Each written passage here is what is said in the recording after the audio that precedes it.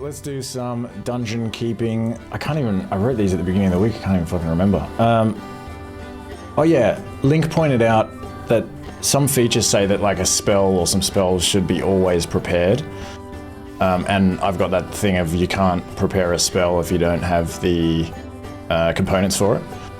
So I am just making a slight correction, or a slight adjustment, which is just that you can prepare spells if you have some feature that says always prepared. And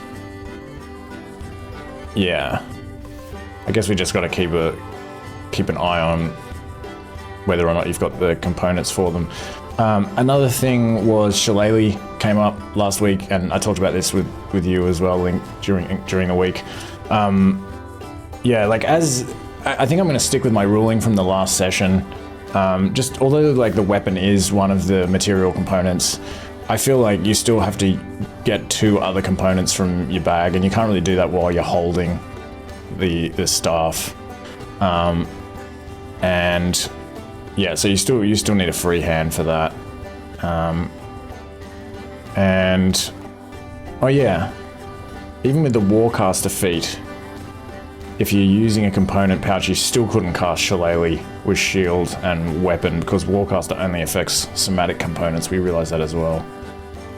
So yeah, I guess you just have to find like some kind of weapon. Some focus, yeah. Yeah, some sort of weapon that's also a focus. And then we take Warcaster. Yeah.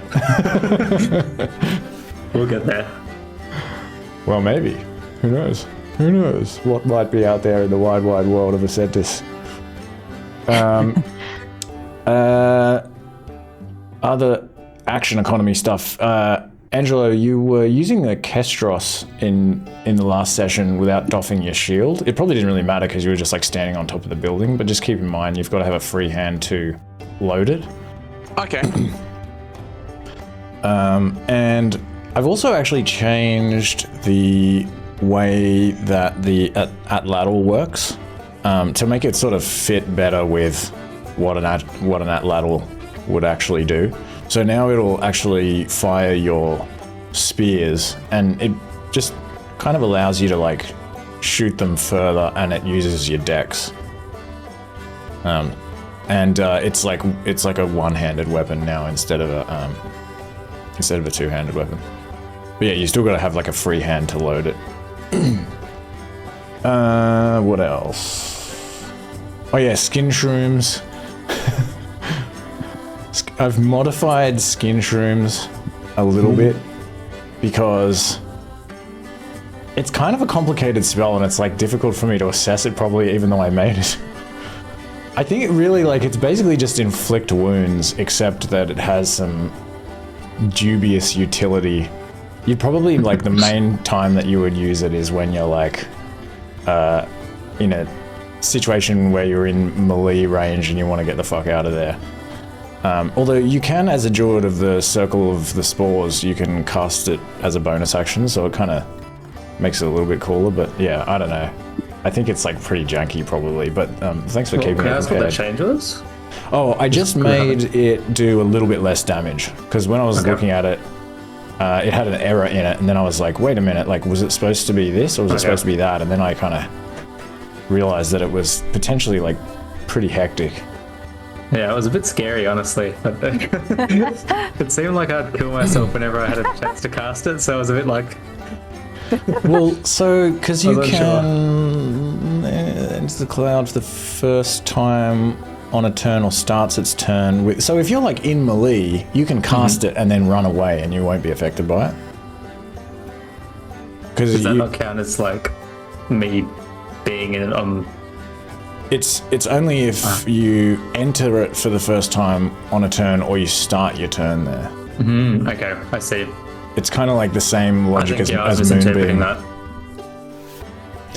Yeah, okay. The only reason I can understand that is because I've spent eons trying to understand Moonbeam in a previous campaign. Fair enough. What else? Oh yeah, Skara Dreadclaw pulled herself free of hook bones, and I had forgotten that hook bones, if you pull yourself free, you still have your action, so she would have still had her action. Oh. And that would have definitely resulted in a TPK. I'm sure of it.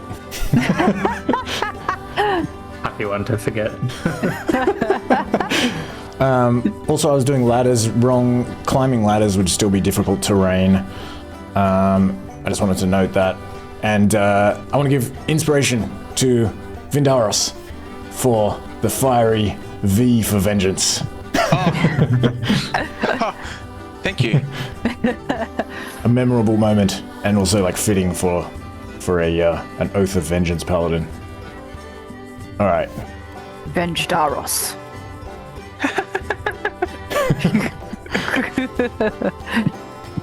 The Dread Trunk. Okay. What do you all remember from the last session? Bounty. Bountiful booty. Victory. Yeah.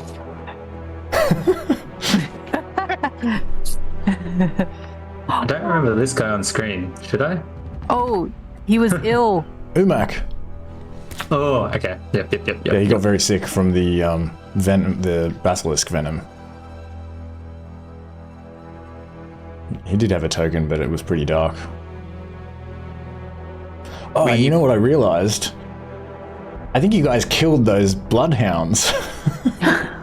Oh no. Oh no. Oh, in the fort. Yes. Yeah. What would you have done to get them out? I don't Just let think it we loose, burned I it guess. down though, did we? I thought you I just think burned the whole everything place- down. Yeah, the whole place went up. I think I Oh, remembered those bloodhounds. Just let it loose. I didn't in the remember them forest. either. Yeah, but how would they get up Yeah. the cliffs? The only way out of there is to like swim down the river. Huh.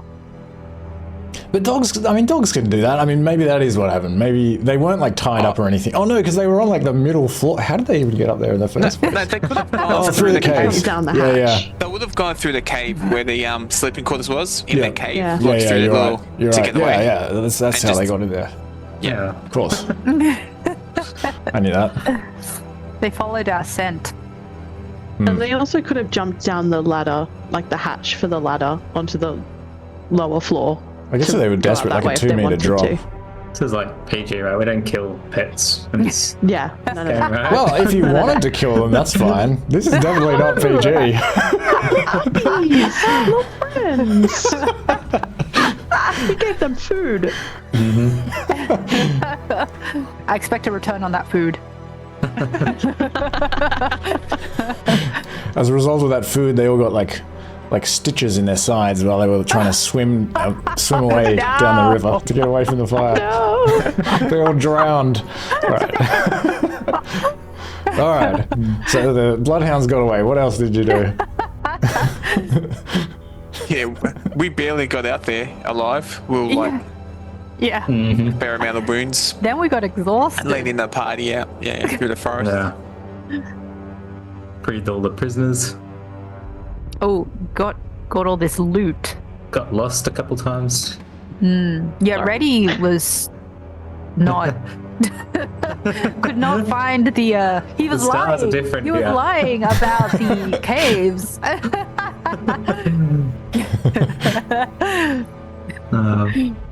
Also, that cool amulet pendant. Oh yeah. If you concentrate hard enough, you can. Yeah, I finally met my companions. It was a Yeah. good time. I thought that might help. Especially like I realized Reddy was in the worst situation language-wise because like obviously Twig is learning Savannah Common, so it's just gonna be like Reddy's just by himself. Now he's got like no excuse not to talk there. Yeah, that's true. Now he's the face. I was gonna say Vindaris is probably up there as well. He had like nearly 40 days or 38 days to Yeah. learn it. Yeah.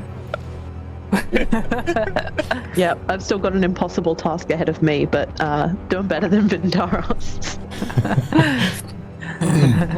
But yeah, it was interesting to finally have conversations. Yao Mei at least learned how Vindaros found a goat. Yeah. I don't know. I want to know so bad. Yeah. Did you ever think about that during the week? I want to know as well. Yeah, write up a little like one pager or something. This is your homework. Otherwise, you had to sleep during the day, and then you enjoyed a hero's welcome, returning to Arborshire. And looted their his raided their herbs and spice pantry. Raided his pantry. Yeah, and also you got Bracken Cleverpaw's potion recipes. That's Oh yes, I have that. And that was about it. Celebrated. Had a bit of a dance to the local band. We partied for the last 3 days. Yeah. Right? That's what we've all done, yeah?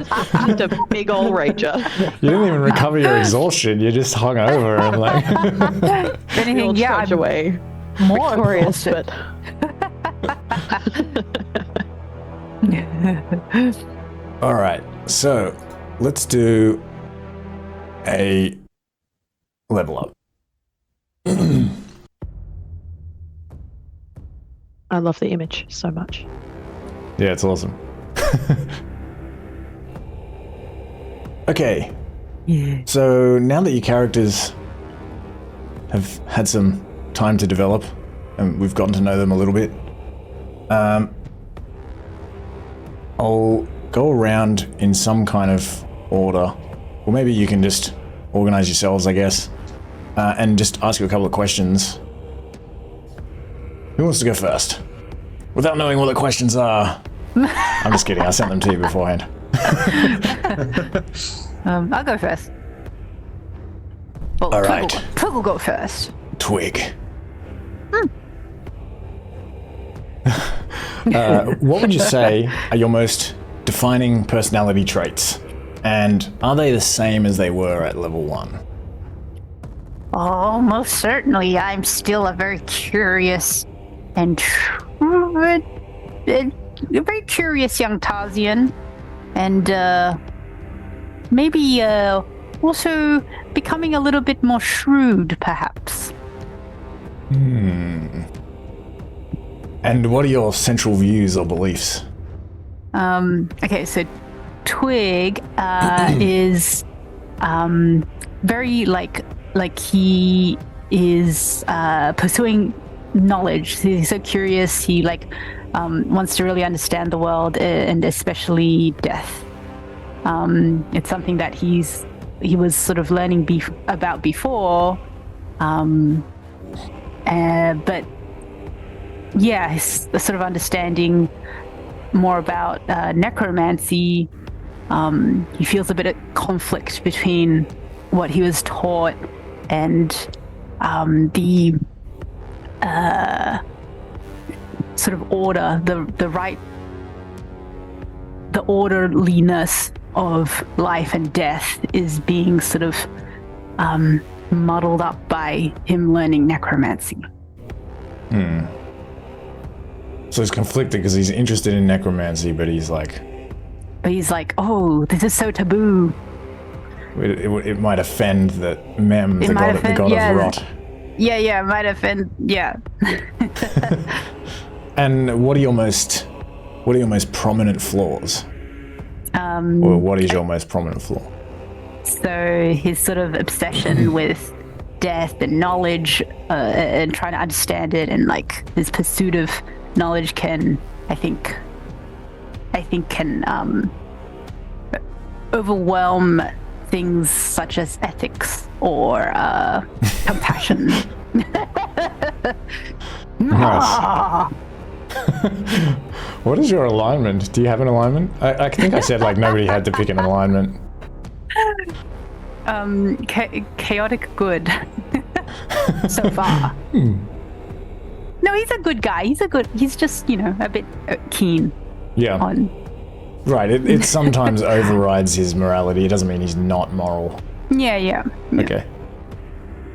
All right. Who wants to go next?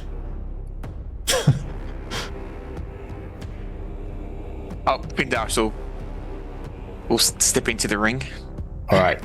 Vindaros, what would you say are your most defining character traits, and have they changed since level 1? I would say, well, his two most defined would be his loyalty and his modesty. In saying that, I wouldn't say they've actually changed. I think they've just amplified. He was a gentle beast to begin with, but now with all these other pressures, it's just amplified those emotions and characteristics. Yeah, I would say. Okay. And what are your central views or beliefs? I guess it's pretty easy for Vindaros.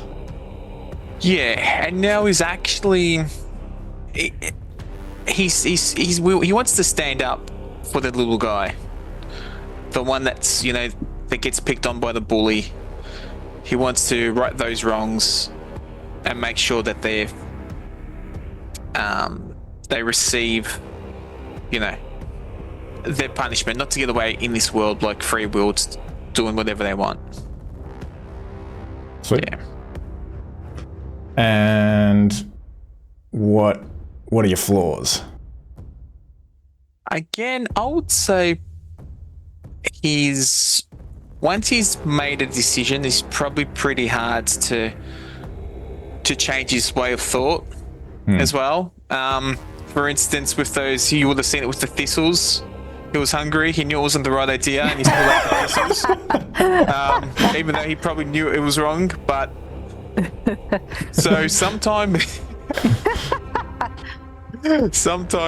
when he has an idea in his head, it's hard to change his view. A bit headstrong.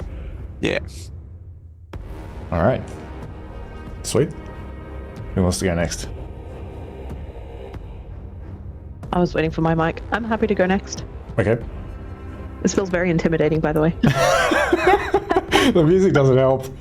No, it makes it so much more ominous. It feels like one of those, there's like televised, like tell-all exclusive interviews where the interviewer's like super hard on whoever they're talking to, like they've done something controversial. Coming up and after like, the break. why did you make that decision? What Yao did you Mei. do? Yeah, exactly. Well, I Alright. bet you the dogs in the fort. What did you do to them? Answer the question.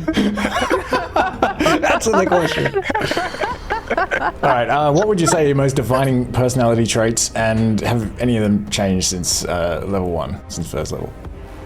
I think since, same as Vindaros, since level 1, they haven't changed. I think he's still very much a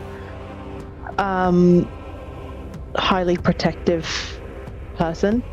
He's just sort of diverted that from his tribe initially to this new, very strange, disjointed. I don't want to say like separated or unaligned, but in terms of language barrier, it's very different, and everyone's a bit separated into groups. Tribe that they've now had to form in this new situation. So I think he's still very much that, protective, almost to his own detriment kind of character. And I what see are that as his his biggest thing. what are his central beliefs? I would definitely say it kind of ties together with that protectiveness. His number one thing is, if everyone else gets out, he will take the hits. He will, if he has to go down, he'll go down. And even if that's, it's a risk he's willing to take. I think there's a bit of, I see him as having quite a lot of sadness behind him and regret that he couldn't do more to protect his first tribe. So he's going to do even more this time to prevent something bad from happening again. And what are his flaws? Bad time for a coughing fit. I think his biggest flaw is that he has a very one-track mind. He'll set himself on somebody or something, and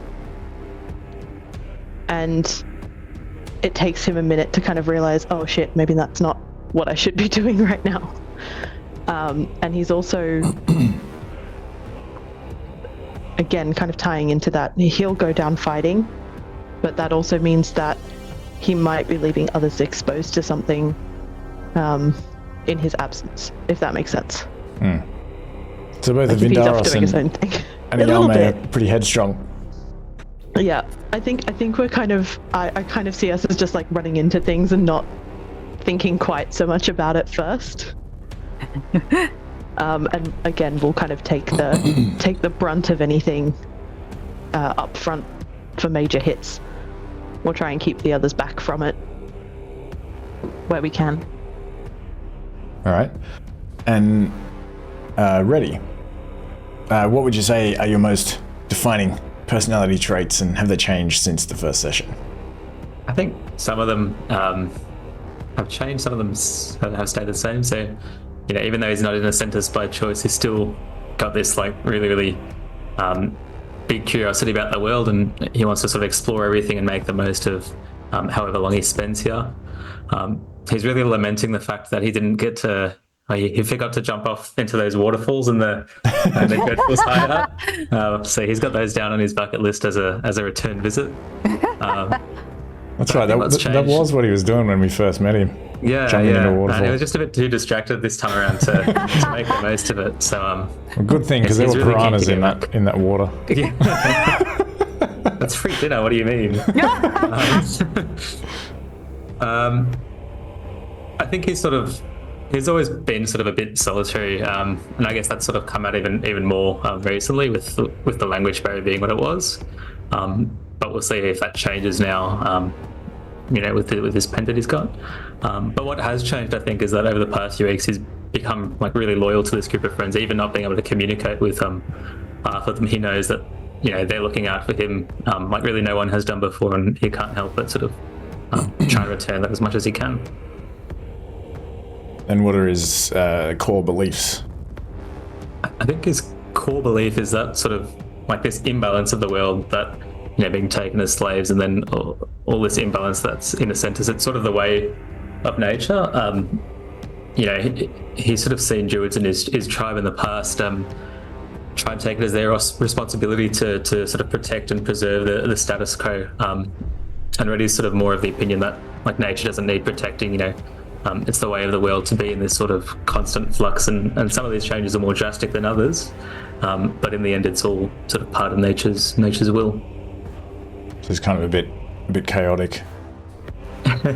Yeah, I guess so. I guess he thinks that sort of the gods will sort it all out in the end. It's all part of their plan, I guess. And what's his flaw? What are his flaws? His fatal flaws?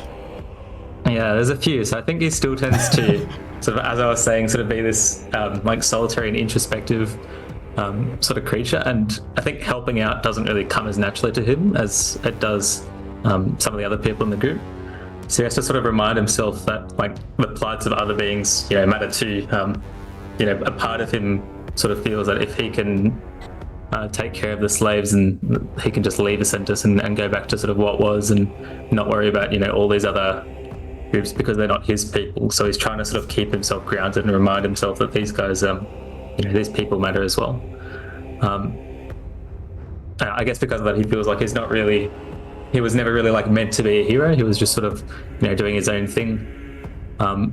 The other one, I think, is a bit sort of the opposite of Yao Mei and Vindaros. He's a bit too hesitant and too overthinking, which you probably saw as we arrived to the Dreadclaw's hideout last time, and he's like, no, we can't deal with this. There's too many of them. He's very fond of being alive, and he wants to keep it that way. So he's sort of a bit hesitant. Is that a flaw? I don't know. That seems pretty logical to me. His friends are there to guide him, though, and sort of temper that sort of unconfidence. Then I think, I guess, with their encouragement, it sort of tempers that a bit, and he can work with it. All right. Awesome.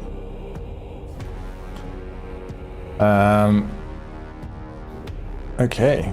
Sorry to make you all feel like we're in some kind of evil high school. Maybe I need to change the music.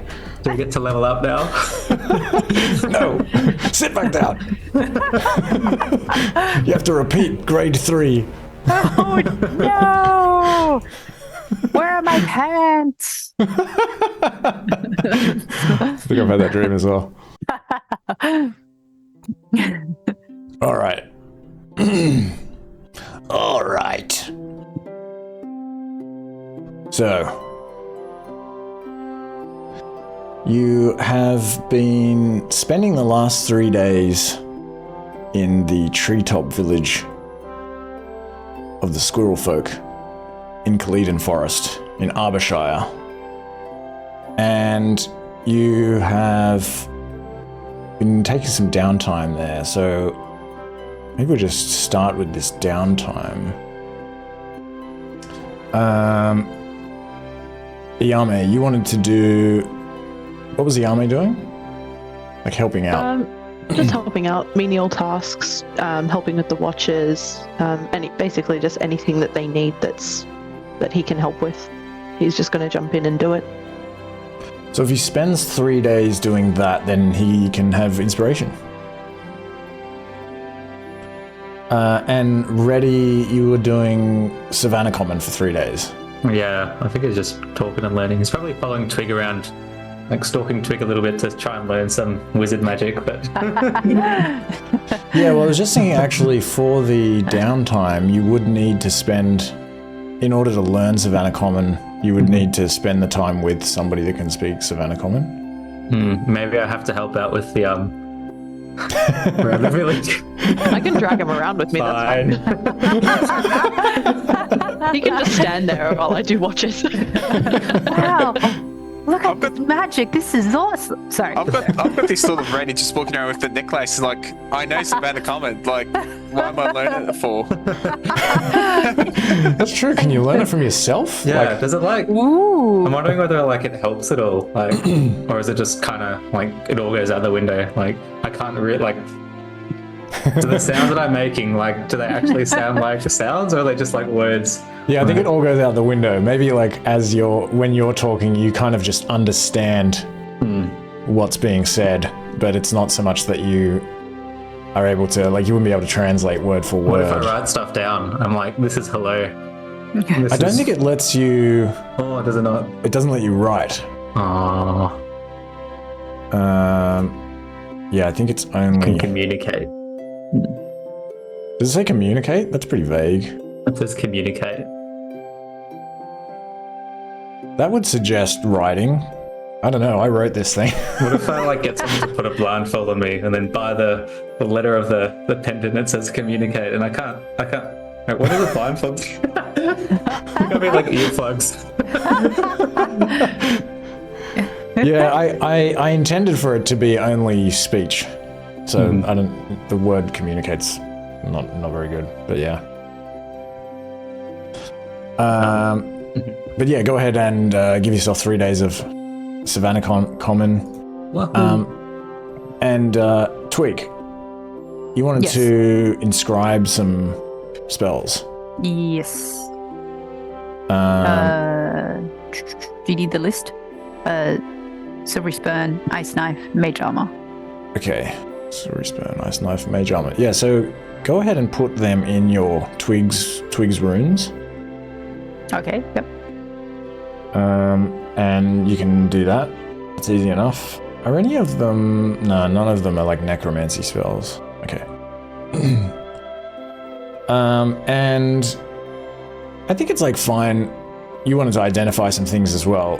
I don't see why you can't do that like in the evening after you've kind of spent your day. Oh, good.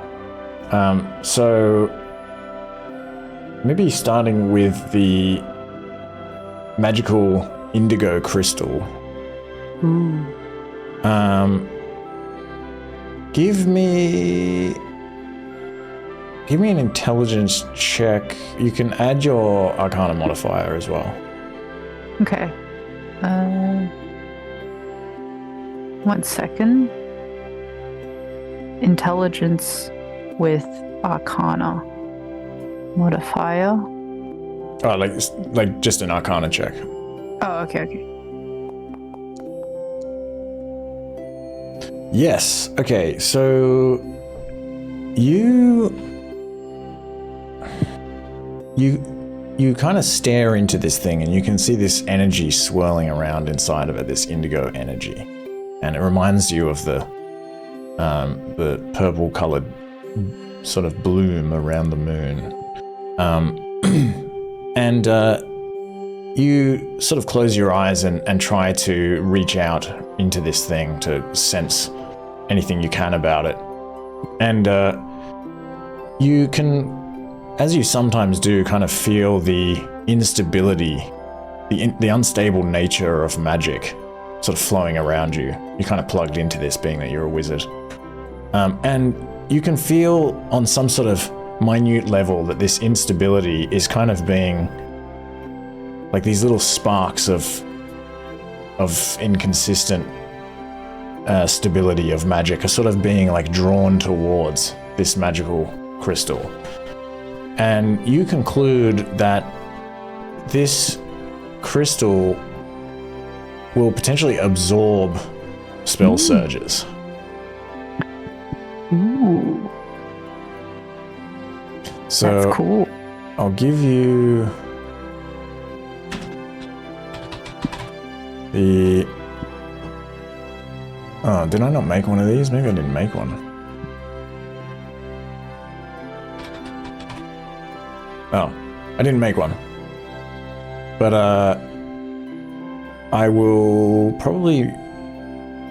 Actually, I mean, I can just really, like, change this. Well, magical indigo crystal. And I'll paste in how this thing works. Cool.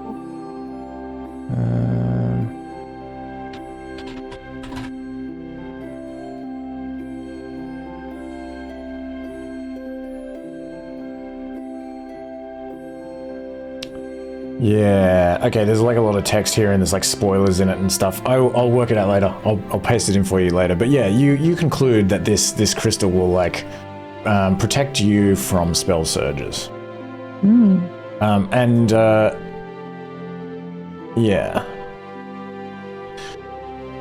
And you also wanted to identify, where am I? I have a list. These boots. Oh, yes. Give me another Arcana check for those. Okay. Fancy boots. Wow. Yeah, you kind of wear these around and they feel very comfortable, and you try to sense the magic in them as well. But you just don't have the sort of luck that you had with the indigo crystal, unfortunately. You can't work it out. Whatever it is you're supposed to do with them, you just... These are such good boots. But you do, I will at least say,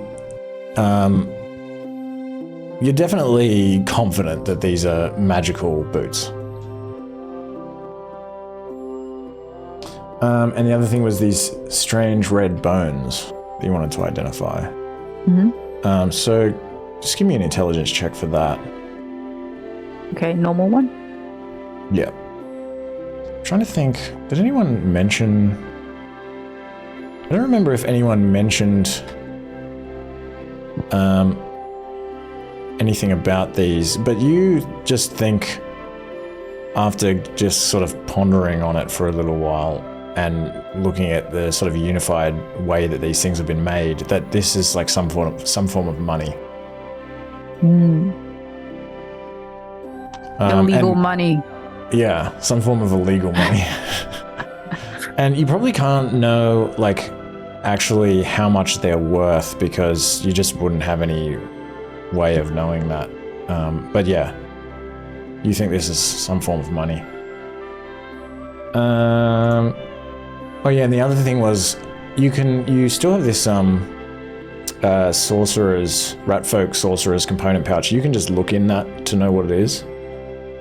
And so if you like kind of rifle through the contents of that, basically what you find is that it is just like it's a sorcerer's first level spell component pouch.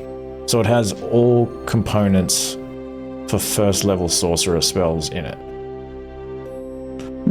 So if you're like looking at a spell that you want to use or you need components for, and it says that it's on the sorcerer's spell list, then you have the component for it.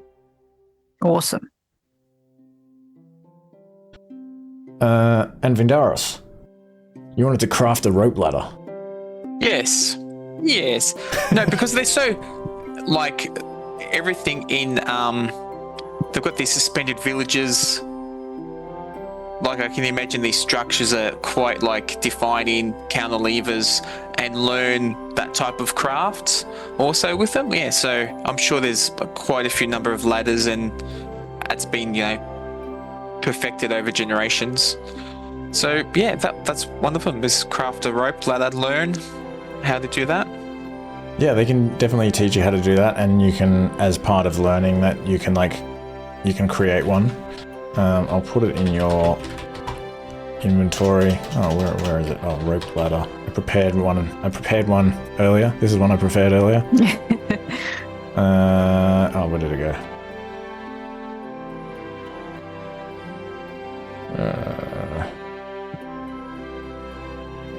Did it go in there? Oh, there it is. Yes. Yeah, so just like 2 pieces of rope with like wooden rungs, and you can roll it up, and it's 5 meters. Because I figure that sort of makes sense. You can generally like climb like 2 stories with it. Yeah. But that probably only takes you like a day to make that thing. I mean, if they already have rope and everything, do you do anything else for the other couple of days? You were saying you wanted to like help with various tasks. Correct. Any heavy labor intensive activities, give him a hand. Look good, using that mastodon to his capabilities, like getting ready for the coming. I wasn't going to say harvest, but like readying the fields. Yeah, well, they would tell you that they are kind of beginning to think about getting ready for, or maybe even possibly learning planting. about that, the seasons, like how long their winter goes for, how long their spring will they expect. Yeah, they can tell you about that. So,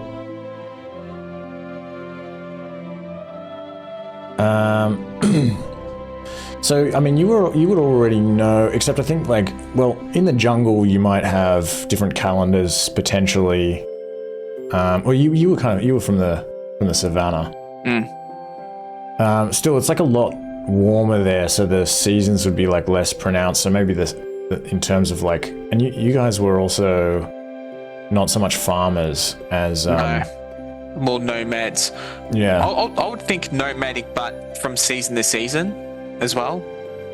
Yeah, because the seasons would be like, I guess there would be a wet season, and I don't really know much about this, but I was just thinking like you might not even have a solar calendar. You might have like a lunar calendar even, or I don't know, but you would know that. Well, there's like 400 solar days or 380 lunar days in the year. And there's about, well, the Ketri tell you that the calendar that the Suskin are spreading is divided into 10 months. And so it's a solar calendar with 400 days and 10 months, each with 40 days. And so the seasons last for about 2.5 months each. And so there's kind of like summer and winter are the long seasons, and spring and autumn are the short seasons. There's like a little bit of difference in how they've kind of arranged it there. And so they can tell you also that where you are now is in kind of somewhere during midwinter. You've got like it's like the beginning of the month. It's at the end of this downtime that you spent here, it's about the third of the month. Yeah, they could tell you the name of the month is just something that you would translate as like preparation, and it just has to do with beginning to prepare for spring. Yeah, so you feel like you've probably got like another maybe 25 days or so of like straight winter, and then it will start to get warmer. In case you want a very long answer. No, that's good.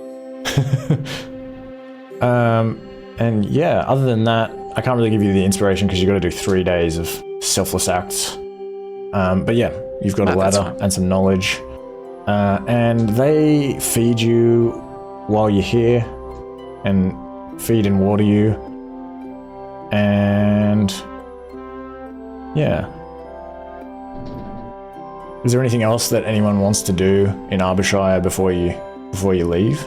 The refugees are beginning to become a little bit impatient to go home, especially Umak. Yeah. I would also think in part of Vindarus's downtime with AMA as well, he'll be also doing some training with him as well. What we've learned, and he's actually drawn a liking to the spear and shield combo, so he's working on that at the moment. And sparring around with Ayame, he offers him he had this set of ring mail that he doesn't need, so he'll like to offer that to Ayame. Like, since we took it pretty tough in that last fight, just to give you that extra boost as well. Yeah, I don't think the ring mail, because of your thick skin, I don't think it will do anything for you.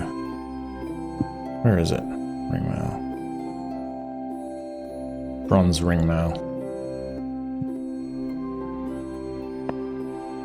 Do you accept this ring mail, Yame? If there's no need for Vindarus to use it, then he'll take it. Does Vindarus have armor, by the way? I can't remember.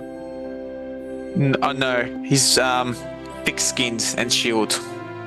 He is wearing leather armor, but I think it doesn't make any difference. Okay. Well then, yeah, I'm happy to swap out my hide for ring mail. Okay, I've put the ring mail in your inventory. Right, I think I'm overburdened again. Oh yeah, Twig is also overburdened. Can I? Darius will open up his backpack, give you the ring mail, and he'll go, oh, by the way, since that's open. Pick some crap out.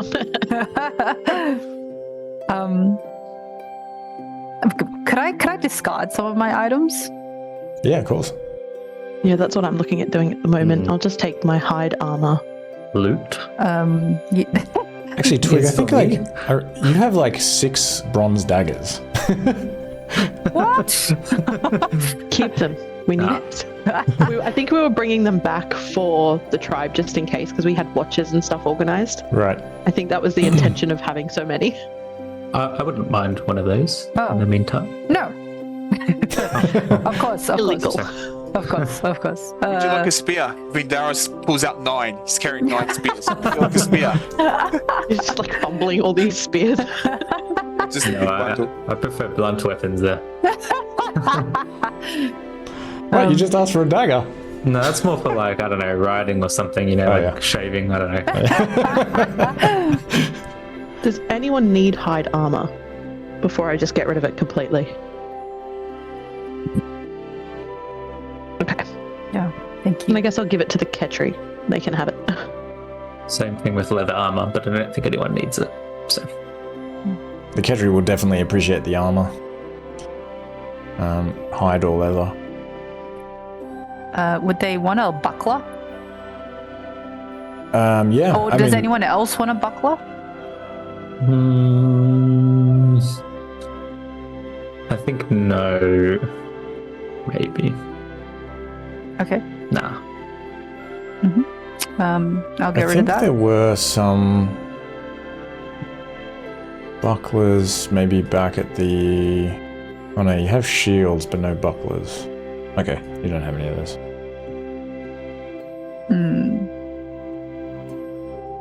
I mean, actually, I wouldn't mind taking it and then grabbing something else. Yep. I'll put it in your inventory. Cheers. I like to bury some ragged clothes beneath a bush.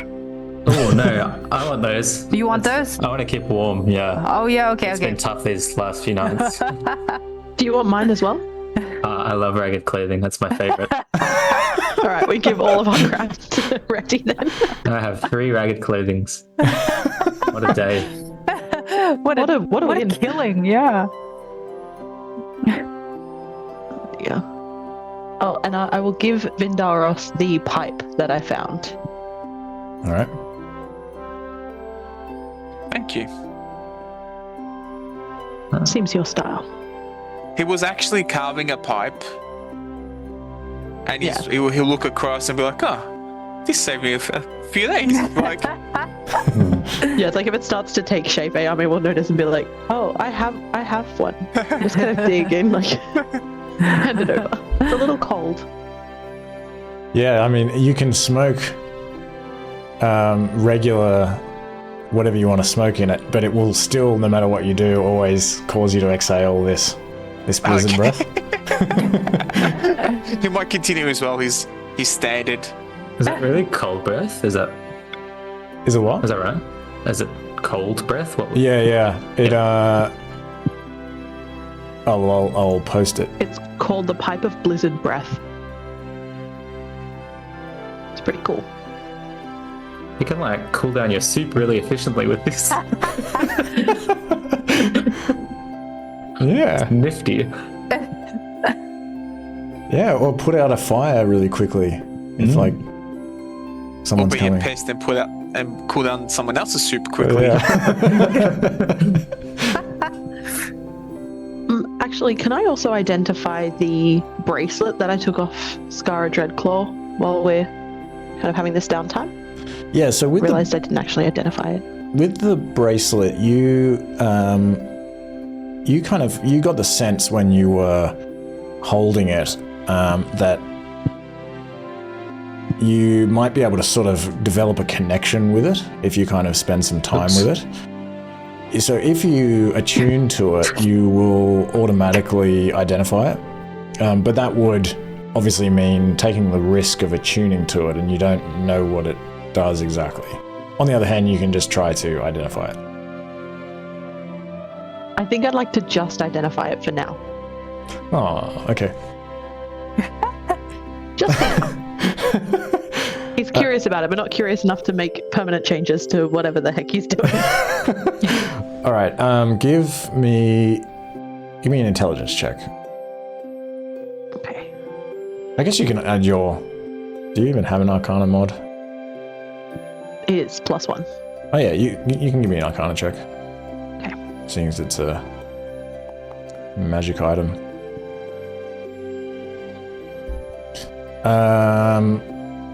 Yeah. I mean, you know that you saw this on the hand of Skara Dreadclaw, and after you killed her, her giant clawed hand like shrunk back down to a normal hand. So I'm sure you could gather that this might have something to do with that, given that, you can kind of feel that it has a strange energy about it. But the specifics are, they elude you for the time being.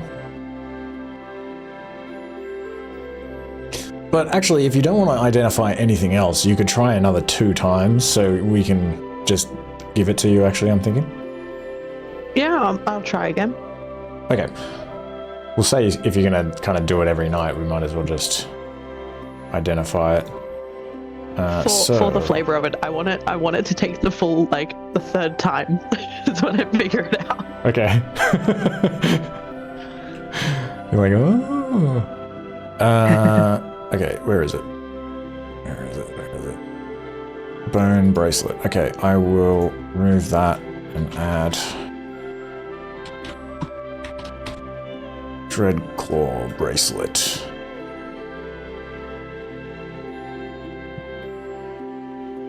And that's what it does. Just for everyone else. Assuming you explain it to them. Yeah, I'll share that. I assumed that would be on my shield hand. Well, you can choose. Because I still want my other hand. I'd probably assume it would go for my offhand. That's cool. Sorry, my Foundry's taking a while to load because my internet is crappy tonight. All good. So I don't have any updates, but yeah, that's about it. All right. Now I dry a carrot out. Dry a carrot out? Yeah. Oh, you mean you want to like try to make a ration? No, I just want to make it dry. Oh, you need it for a spell component. Yeah. Yeah, you could just like leave a carrot lying around. This is my carrot that I had Wet a few carrot. days ago. I was gonna say, oh no, it's in the rain and it's wet now, so it's not, it's not dry. But let me see if it rains while you're in Arborshire. Oh no! I've prepared for this. I'd like to use Druidcraft to see what the weather's going to be.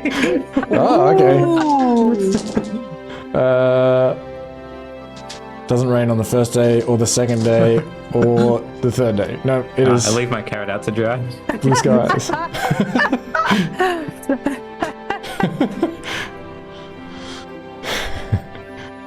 How do you prevent it from being stolen by a hungry Ketri? You see at one point maybe like some of these kits walk past it and like look at it, but you see Bracken Cleverpaw, he's like, like shoos them off. he knows what you're doing. He's had to dry his own carrot once in a while. We've all been there. Yep. Please tell me that's not a euphemism for something. I don't know what you're talking about.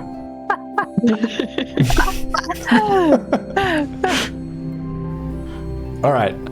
Oh, Yep. can I ask the Ketri if they have a handful of charcoal, or any incense, or dandelion, or wormwood, or a metallic receptacle? Okay. So Bracken Cleverpaw would be able to give you the coal and some incense. Oh, nice. What else was there?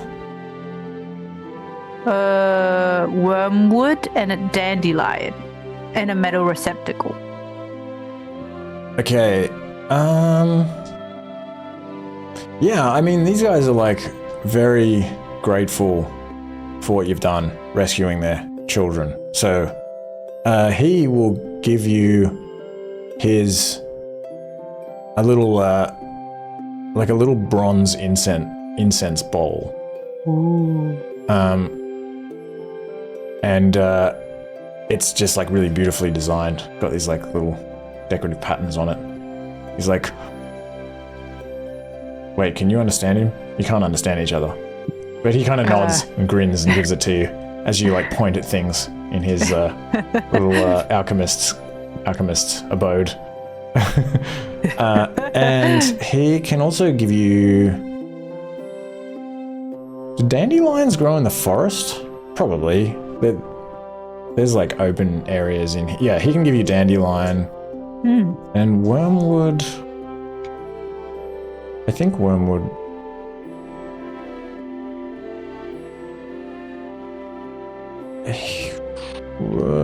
He's all out of wormwood.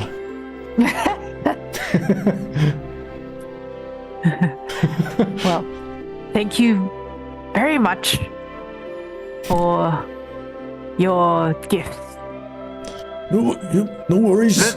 Don't know what you're saying, but my pleasure. And you'll never know if it was just because he didn't understand what you were trying to say by wormwood.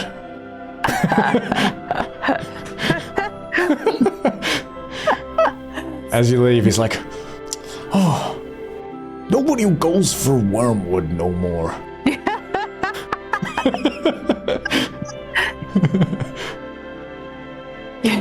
Like Twig tries to point at a tree and then like imitate like a little worm with his finger, and it just doesn't go anywhere. I was like, What do you want maggots for? Pickle tree.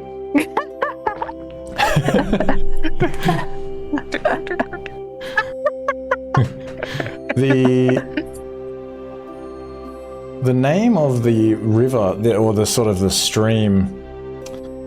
Ah. Hold on, I've lost it. The name of the stream that runs through the Ketri village is called, it's gone through a few different iterations. It used to have the word tickle in it, which is why I was thinking of it, but it's now called Splash Babble Creek.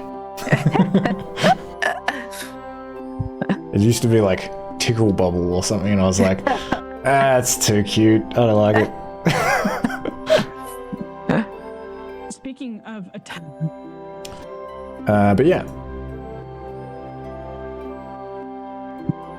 Does anyone do anything else?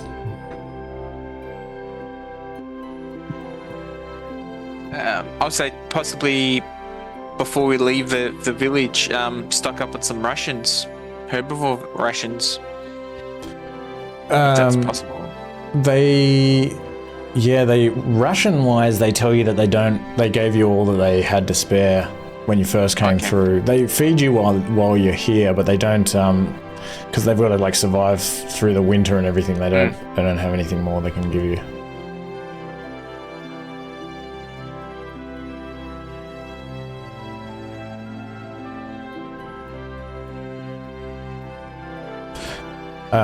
But yeah, otherwise you wake up at sometime around like I guess like probably 6, the equivalent of like 6 in the morning,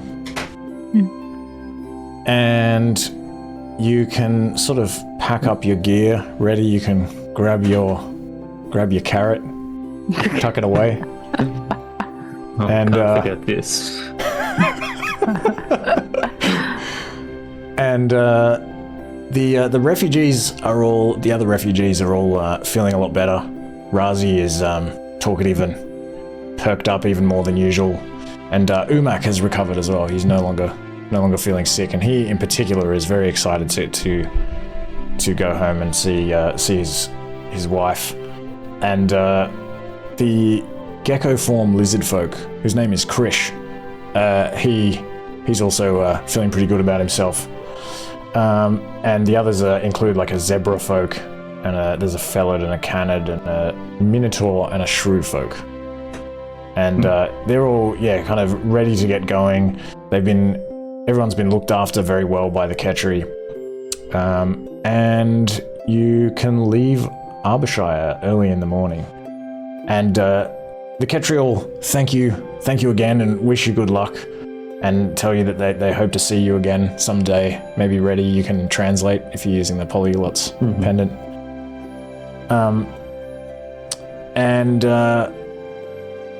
You lead these refugees out of Arborshire,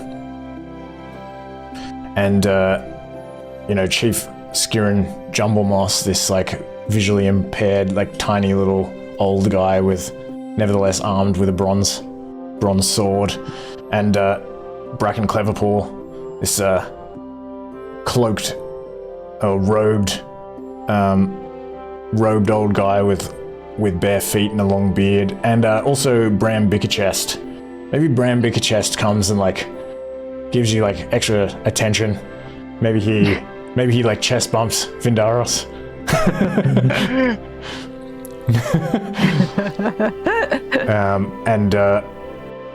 They all thank you again for saving their young, and the Ketri kind of stand with the kits and wave goodbye to you on the ground level as you head off back along this forest trail to the west. Vindaros will like to also hand out some spears to any of his party members that will like to hold arms. Some of the wooden spears. Okay. If there's some capable, but yeah. Yeah, so... ask if any of them wanted leather armor as well, many of these refugees. Yeah, so Razi's got a spear, and so does Krish. They've got spears from before. Razi's definitely like, I will definitely take some armor. Not that I need it. But I'll still take it, though. Just in case, right? Yeah, just in case. Right you are. Just in case anyone can get through my lethal kick. Can I also give them some of these bronze daggers? Yep, you can pass them out. Okay. 4 of those. The zebra folk's kind of standing there awkwardly, like. Maybe we run a quick training session on how to handle knives so as not to hurt oneself. No. Lesson 1. Don't hold the pointy end. Yeah. The true folks like holding the sharp end, like, ow. Yeah, so they just go to grab it and we're just like, you're an idiot, okay. I mean, these are Do all a people quick from collection. tribal societies, I'm sure Yeah. they. It's like a quick little enablement session before we head off. It's just like, okay, something comes by, you hold the hilt, you do a little stab. Yep. Don't Like, stab oh. me. Don't stab one of us. Get away when you're not going to use it. Just to ask, we don't need to put these anyway, do we? We can just delete them. What are they? Like this armor, for example. Oh, if you're giving it to them, yeah, maybe I will create a little folder for it, just so we can remember. Yeah, because I might hand off some things as well. I've got a bow and arrow, and which I'm not using. Okay. On a coin pouch. What's this doing here?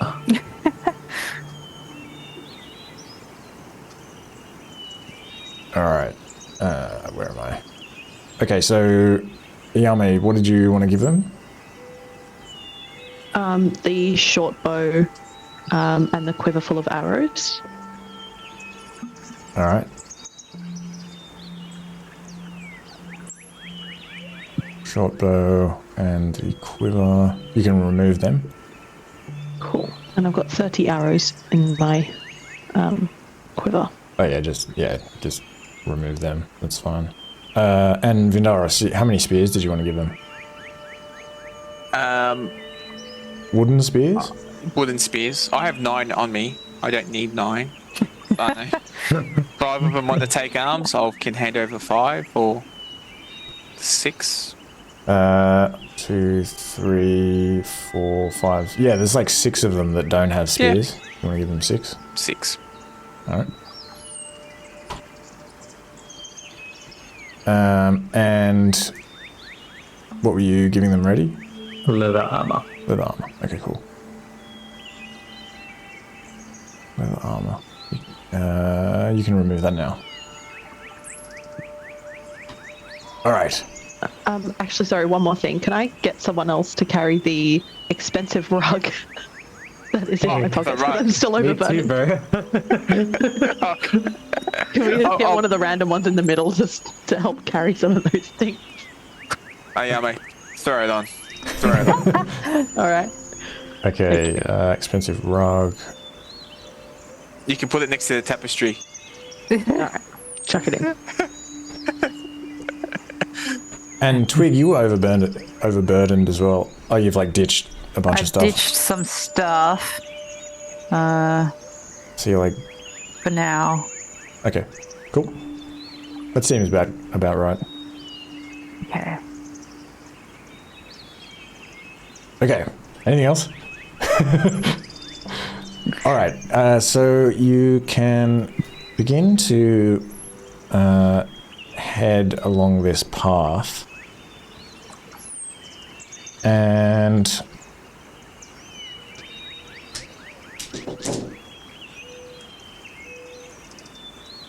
As we're moving, yep. can we spread ourselves out along the party?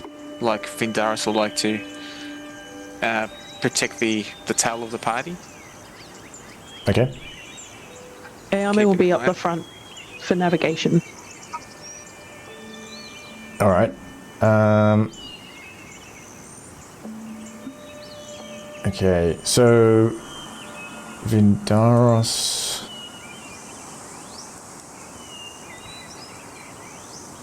You're kind of just keeping a lookout? Is that the Yes, idea? yeah. Okay. And what do you want to do, Twig and Reddy?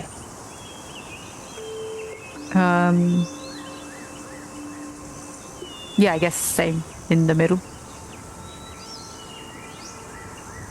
I'd go up in front as well. And just keeping an eye out. Yeah, I think so. Alright. Everyone give me a perception check, except for a Yao Mei. Give me a survival check.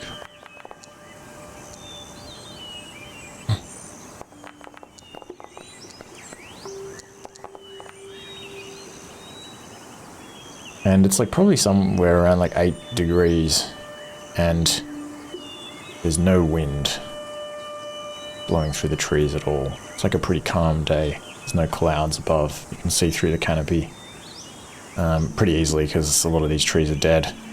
And ooh, a Yao Mei. Oh no, sorry, you don't need to make a survival check because you're following this road. You're following this path. You. So Maybe Yao Mei doesn't know how roads work.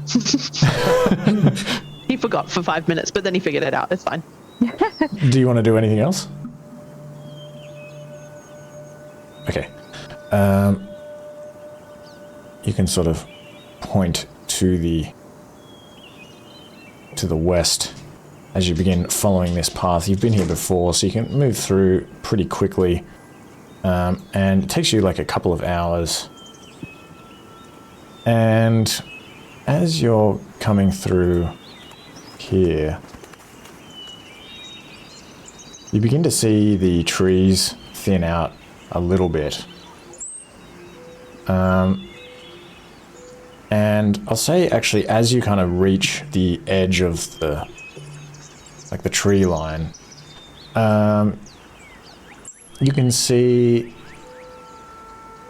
given that it's like a little bit sunnier than it was when you came through here before and you're kind of facing a different direction, you kind of see some way off to the south that there appears to be what looks like some kind of wild wheat strain, like some einkorn wheat growing to the south. Just these tall, slender stalks, kind of just standing there, motionless. And you would be aware that this is some kind of food.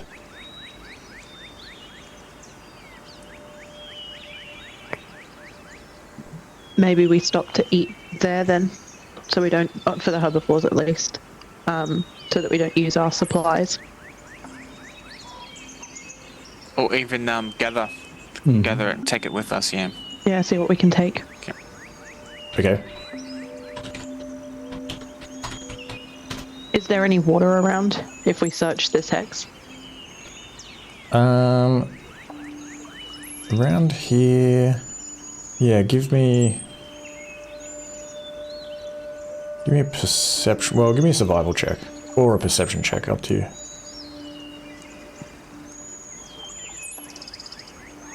The same roll, so I'll just do survival again.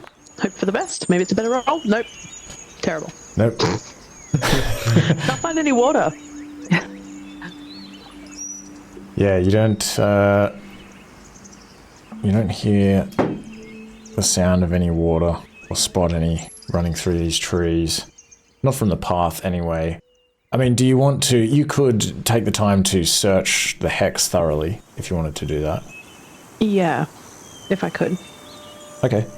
Sorry if that's what you meant, I didn't understand. Let me just have a look at this einkorn.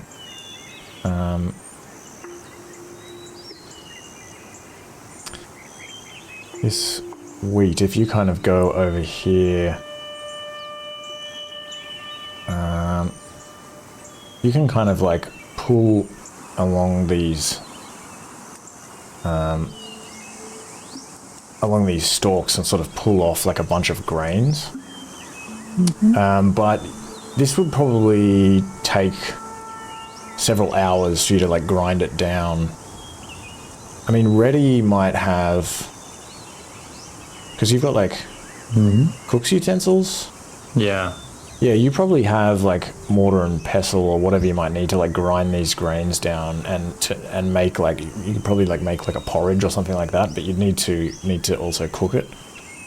But you can't just like eat them as they are. How much do we think we'd need to like gather? You could gather like a fair amount. Probably like if there's a bit of a field here, you could probably gather enough for maybe. Let me think.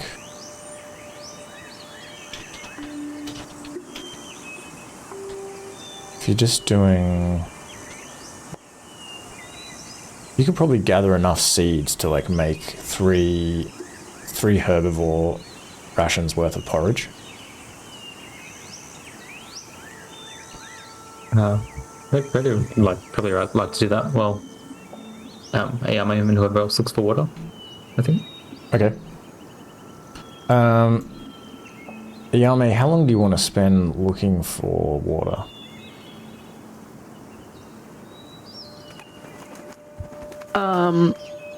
I would think maybe an hour or two. Not to hold up the group for too long, but just to see, because we do need to drink our water for the day, I would assume. Just enough to find it and bring everyone over to drink their fill. Because I've got a few water skins, but it's not enough for everyone we're traveling with. Okay. And so an hour or 2 hours? Let's go 2. Yeah, you. Just. Yep. Sorry, just a quick question. Would we had something to drink before we left the village, the Ketri village? Yeah, I imagine. Okay. Well, if we've had our water for the day, then never mind. Okay. Oh yeah, so you've got like, are all your water skins full? I guess they would be. Mm-hmm. Yeah. Yeah, then you would have definitely had something to drink before you left. Okay, cool. Alright. But it probably takes you like an hour or so to like gather some of that iron corn. Could we get more if Twig helps? Give me. I was about to ask the same. Yeah, so I didn't even ask for a survival check. So give me Twig a survival check at advantage. It's like, winter, and there's not much growing around here, but this einkorn does look like it's like fairly decent during the winter. Yeah, with a 15, I'll say that you can find. I'll give you like another 1d4 plus 1. You can find another 2 unprepared herbivore rations worth of wheat.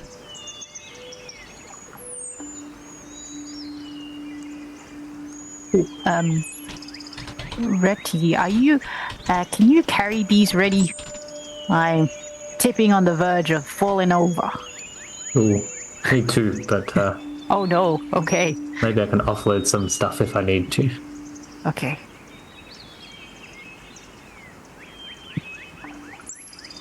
How much does it weigh? Does it matter? Yeah, I'll add it to your inventory. Awesome. Okay. What is it? Unprepared herbivore rations.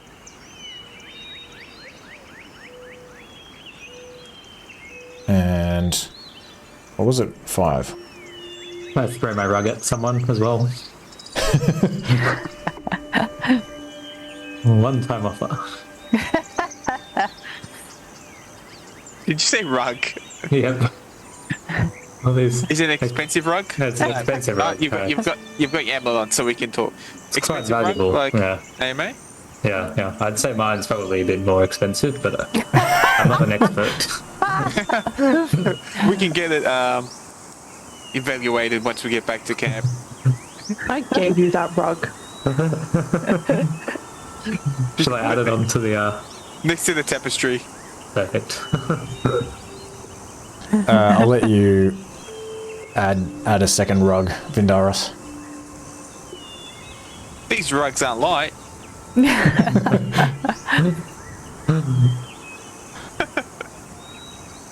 You're like way stronger than anyone else. I'm still not even like halfway. Wow. You're basically you're like a walking bag of holding. He's the pack horse, obviously. Just give him all the heavy stuff.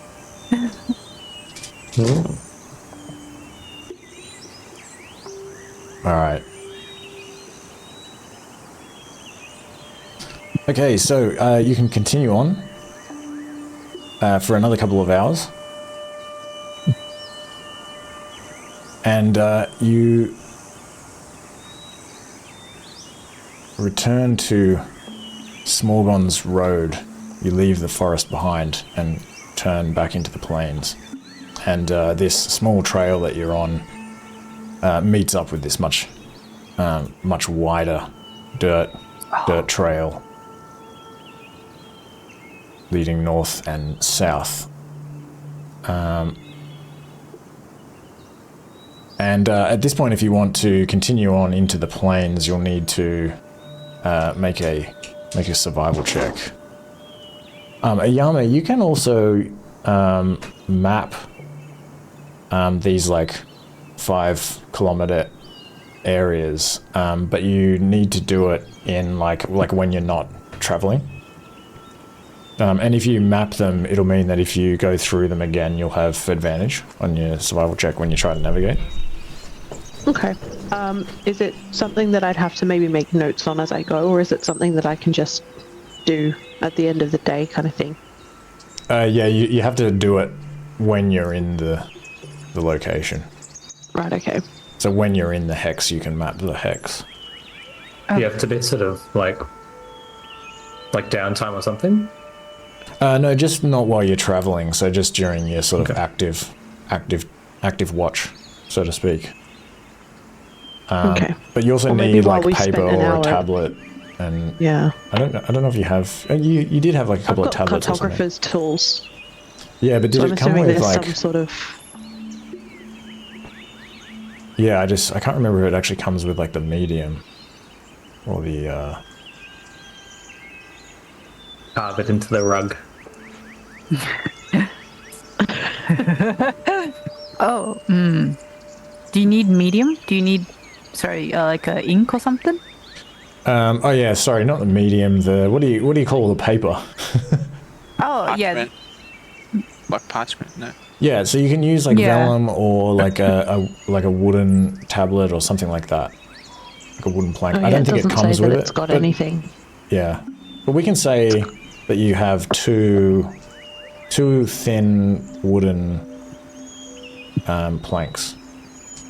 Maybe they are like they have a sort of a wax coating on them on one side, and so you can sort of engrave stuff into that wax temporarily. You also have the original map that Zaglo gave you, actually, now that I think about it. So you can just like add to that map as well, which I've kind of been assuming that you are doing.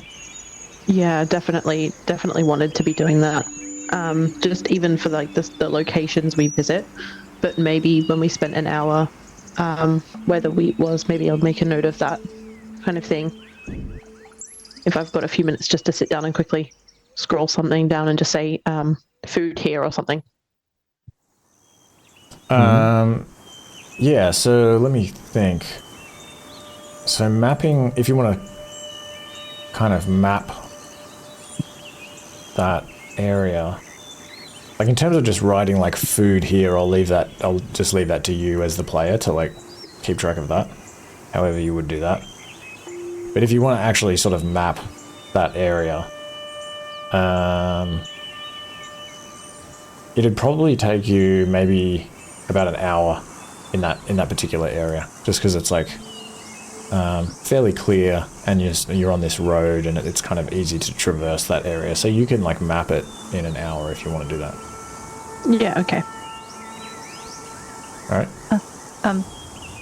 Sorry, but as we were walking through, could I have been looking for some spiderweb and wormwood? Yeah, so if you just kind of keep an eye out while you're traveling, it's pretty unlikely that you'll find anything, especially that you'll find like what you're looking for specifically. Okay. Because you're just sort of walking along the road. But you... Right. Yeah, so you can't really search for like a specific thing if you're going to do that. You'd need to... Well, in that hour... While like Reddy was kind of gathering the wheat and the Yao Mei was like mapping the hex. You could spend an hour. I said I was helping Reddy. Oh yeah, okay, that's right. You rolled with advantage. Sorry. It's okay. I can look for it later. Okay. Well, you can have a look around this hex. If everyone wants to stop for a bit and you want to search. Is that okay? Okay. Yes. Can I please search? And what are you searching for again specifically? Wormwood. Wormwood and a spider web. You can only search probably for one thing at a time. Okay. Oh, Wormwood, a spider please. web. A spider web. Actually, yeah. Give me a perception check for a spider web. We can do that as like an extra thing because it's pretty like. Yeah, you can find a spider web. Sweet.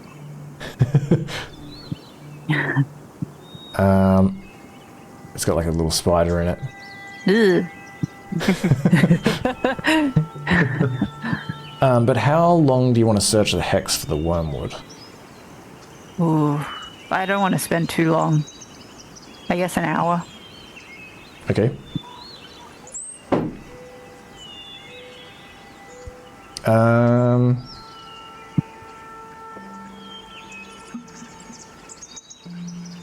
Yeah, okay. Give me a nature check to see if you would be able to recognize wormwood if you saw it.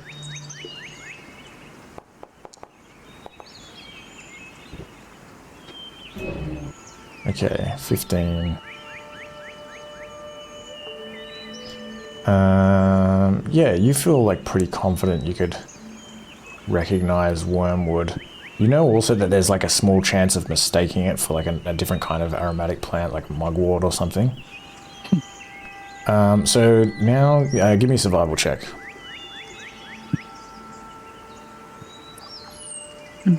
Sorry, 1 second. Survival.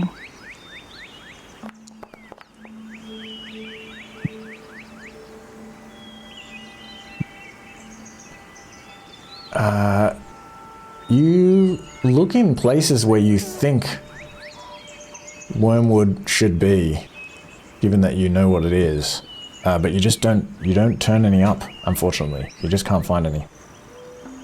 Okay.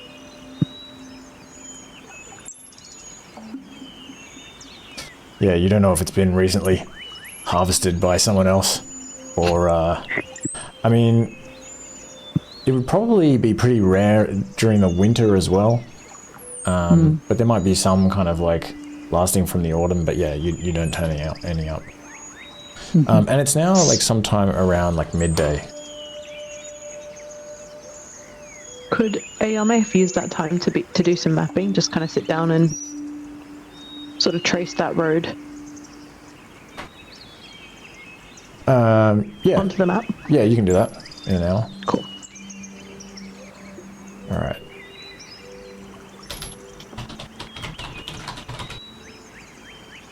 Okay. And do you want to do anything for midday, or do you just keep traveling? Keep traveling. Okay. You're on the road again. Do-do-do-do-do-do-do. Give me a navigation check. Survival check. Alrighty. Oh yeah, you can give me a performance check as well if you want. Twig. I feel like Yao Mei's version of that is, and I would walk 500 miles. There's like two groups singing different songs in like canon or something. We're really not having a good day, team.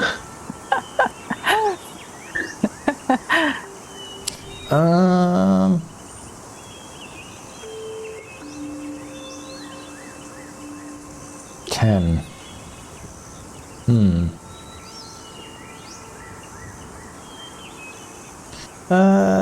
It's like the middle of the day, and like you've had like a good look around this hex at least, and you've kind of been through here before, and yeah, you're kind of just leaving this road. It's pretty easy to orient yourself to the sun. So I'll say that with a 10, you can. That's okay. You can navigate all right, even with the terrible rendition of this song by Twig. Taking silence. La la la la la la. He won't shut up. La da da da. Different songs, but same vibes. We're jamming even if we don't understand each other.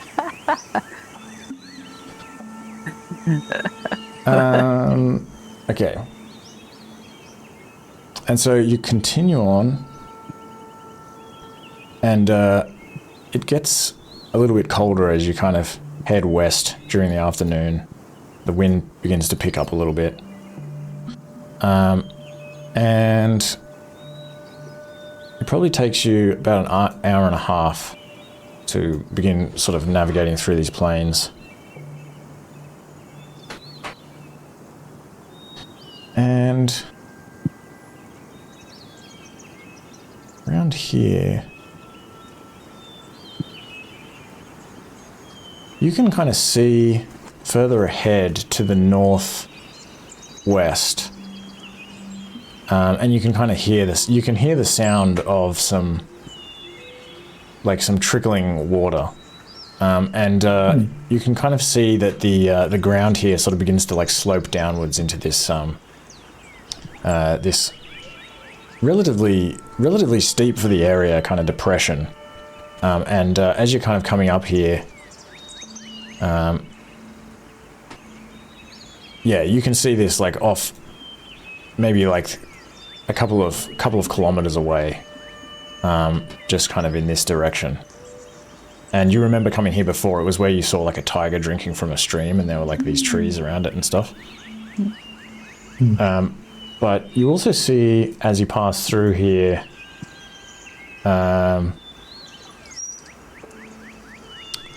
just to the south, this strange area where like the grasslands that you're walking through here, you know, like even in the winter, there's like still some trees here and there that have leaves on them, and the grass is green. But you see to the south, some way off, this also an area where the ground sort of begins to decline, and the vegetation in that area seems to be very desolate. For some reason, the grass is not growing there, and you even think that it seems like a little bit dark. Somehow, there's this sort of strange darkness, this kind of strange energy, like, or something like that, kind of hovering over this area to the south. Do I recognize it as any sort of particular magic? You can give me an Arcana check.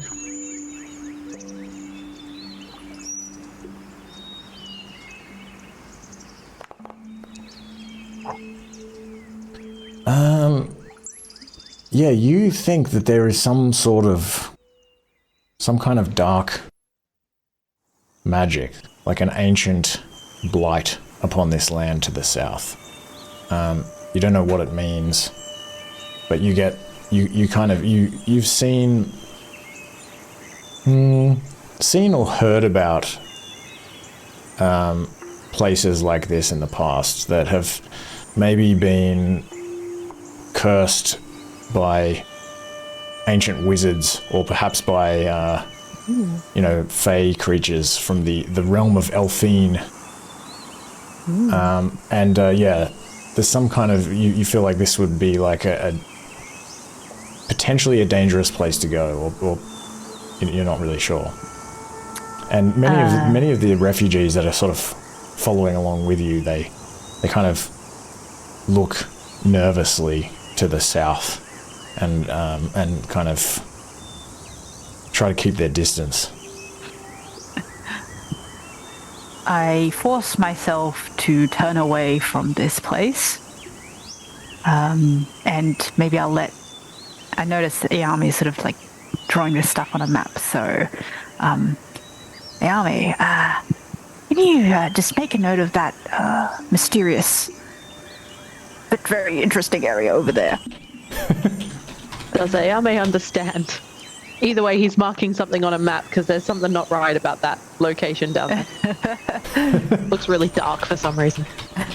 I just do like a circle and then like a question mark, and then I go like, weird dark?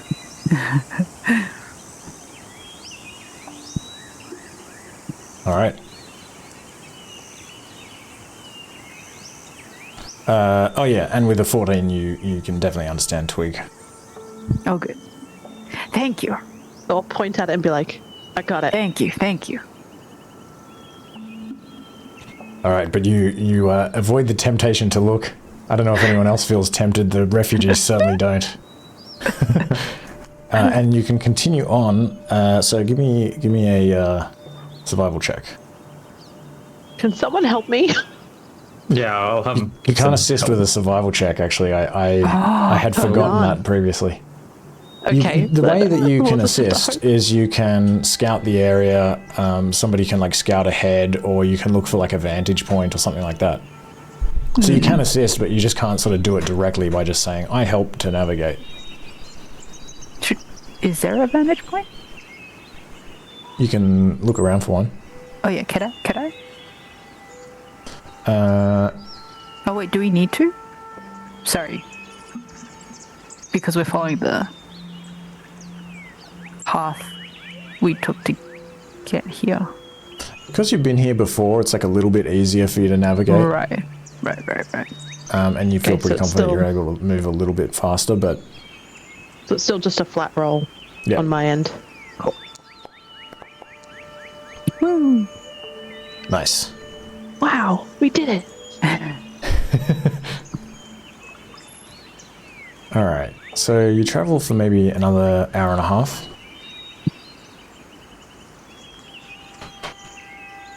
And you've traveled for about like seven hours now. And you head into this area where there's this like depression with this rocky stream running through into this like pond in the middle of the depression that's like encircled by trees and some big stones and things. And you don't see any sign of a tiger here this time though. Oh.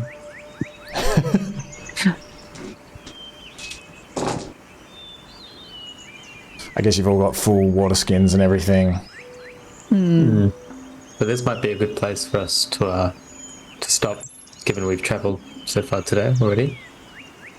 Yeah, maybe we just spend the last hour of travel time kind of finding a good spot to set up camp for the night.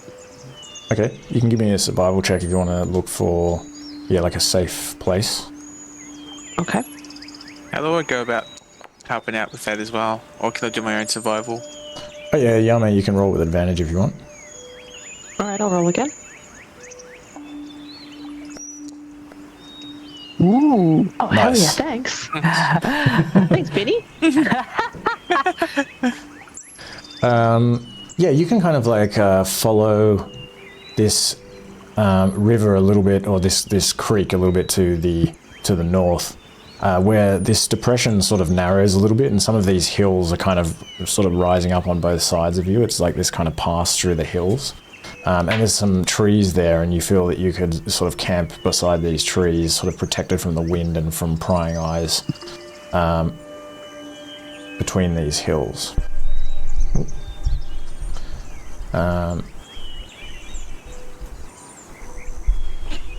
And yeah, it's like sometime in the afternoon. The sun is still in the sky. It's probably like the equivalent of about like 4 in the afternoon or something like that.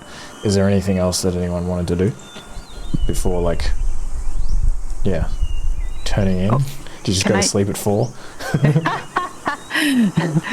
I would like to do my knitting and can I search for wormwood again? Yeah, how long do you search for?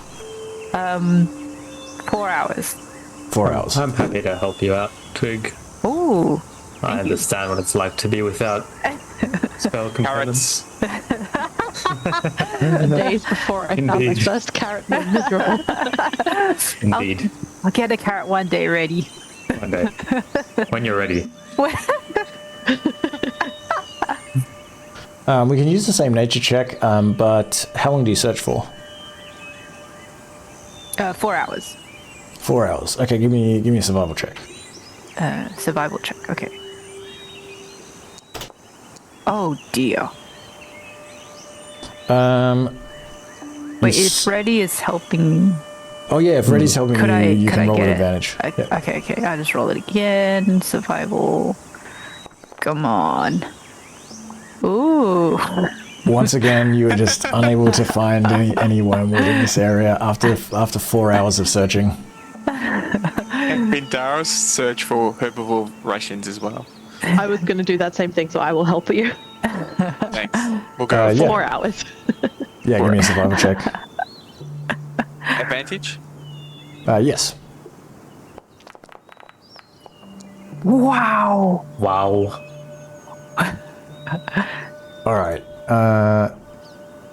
So Teamwork.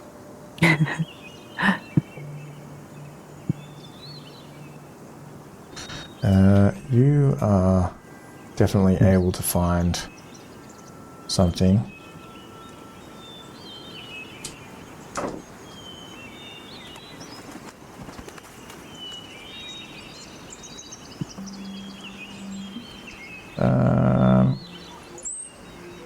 You actually find, yeah. Well, you actually find another like small field. You feel like there's just some kind of growing in these parts of more of this einkorn wheat.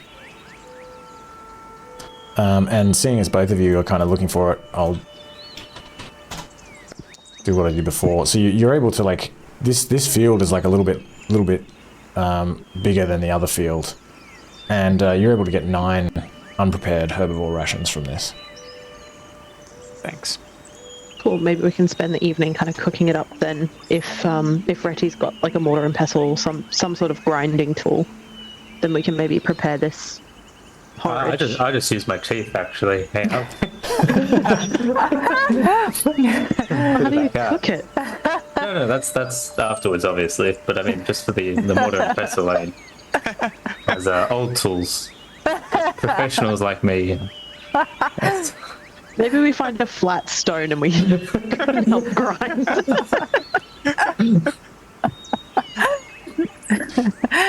Yeah, I mean, you could do that with a stone, but you'd need like some kind of receptacle, I guess. I guess you've got like a variety of things in your cook's utensils. But it will take like several hours, like probably. Like, how long do you reckon to like grind? Like, what, maybe 5 or 6 hours? There's a lot of weight. Yeah. What if everyone was grinding? Yeah. Oh, but not everyone. I don't have, yeah. Stone. Okay. Maybe we find a bunch of stones. There's enough for every refugee to grind their own meal. Like the worst field trip ever. Hey, everyone's got to pitch in. No free rides. I mean, even if you find like a bunch of stones, like you end up with like a bunch of. You'd have to find like the right sort of stones, otherwise you get some pretty gritty porridge. Yeah. Like, what's in your cook's utensils? I don't know if it specifies, to be honest. Actually, it might. Let me see. Also, gritty porridge isn't that bad. Yeah, I'm not sure that it actually does specify. Oh yeah, you've got some sharp stones for grating, a ceramic cup, a mortar and pestle mixing bowl, Oh. and a shallow bronze pan, which is like really nice. So yeah, you've probably got like maybe we'll say 3 receptacles maybe that you could like grind into.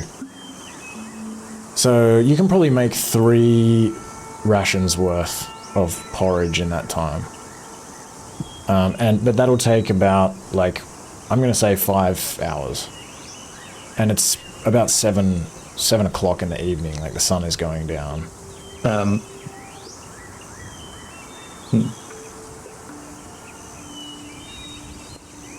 I might leave that to you guys. After our unfruitful search, Twig already will realize. Does he know what Wormwood actually looks like? Could he recognize it? Give me a nature check. Has Twig described what it looks like? Is it any easier? Or? Oh yeah, Twig didn't find it. Twig, do you More of these describe? finger motions? No, I don't. Yeah, I will try to. It's like Just like you'll woody know when you see and it. brown. You can make a nature check with advantage. Yeah, you feel like you'll recognize it. Let me see. Who was looking for the wheat? That was Vidaros. Okay, so yeah, so you can, and Yao Mei. So yeah, so Reddy, you can do this while they're doing that. Wait, who was looking for the place to camp? Or I guess you're doing this after that. That only took a little Yeah, while. we did that first Yeah, I think and so. then went off in Alright. search of things. Alright, Reddy, you can roll with advantage. To recognize it or to look for it? Oh, sorry. Losing my mind. Just give me a flat survival check to look for it. To look for it. I was going to cast a spell. Because I think I was helping Twig look for it before. And then I'm like, I don't actually know what it looks like. Oh, yeah. Man, if you were already helping look for it, then you would have to look in addition to, so going forward from 7 o'clock in the evening. But I realized I have this spell that seems useful. Whoa! Well, you can use it now. Yeah, exactly. That was the plan. Oh, yeah. bit So, of fur from a bloodhound. Oh. yeah, so after Twig describes what Wormwood actually looks like, and I feel like I've got a sense for what it could be, I'll cast this spell. Okay. Sniff my bloodhound fur. I'll be like, Very, very interesting. Alright. If there's any around here, it's winter, so you would need some that's kind of survived from the... Ooh. You don't find any wormwood within 5 miles, whatever that I is. sort of taste the wind. I'm like, not sensing any wormwood.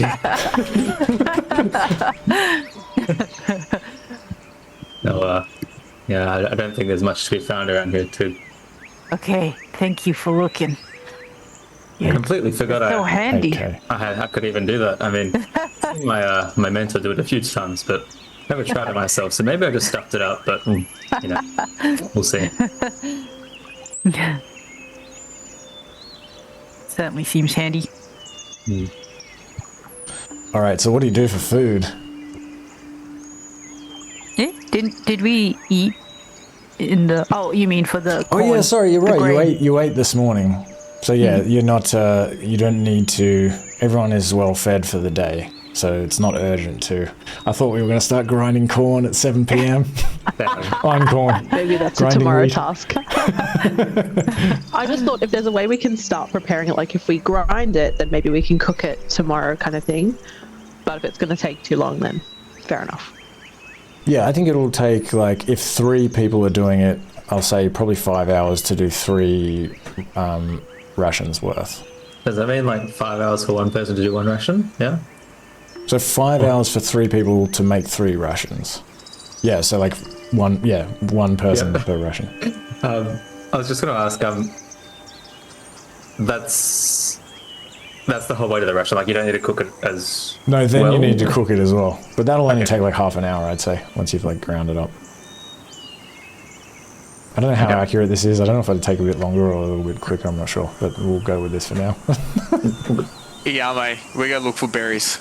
It's good, he's not worth it. Just is thinking he eats twice as much as everyone else. 5 hours for 3 rations. I mean, long Yao Mei can't day. even.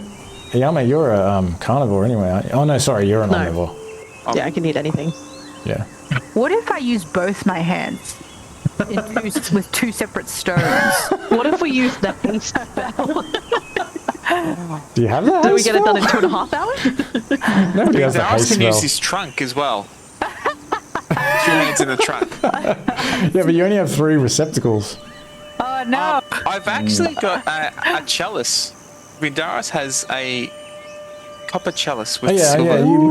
We can do 4 in that case. I mean, you've got all these other refugees with you as well that can help. That's true. That's So true. you can use like the end of a spear into a shield.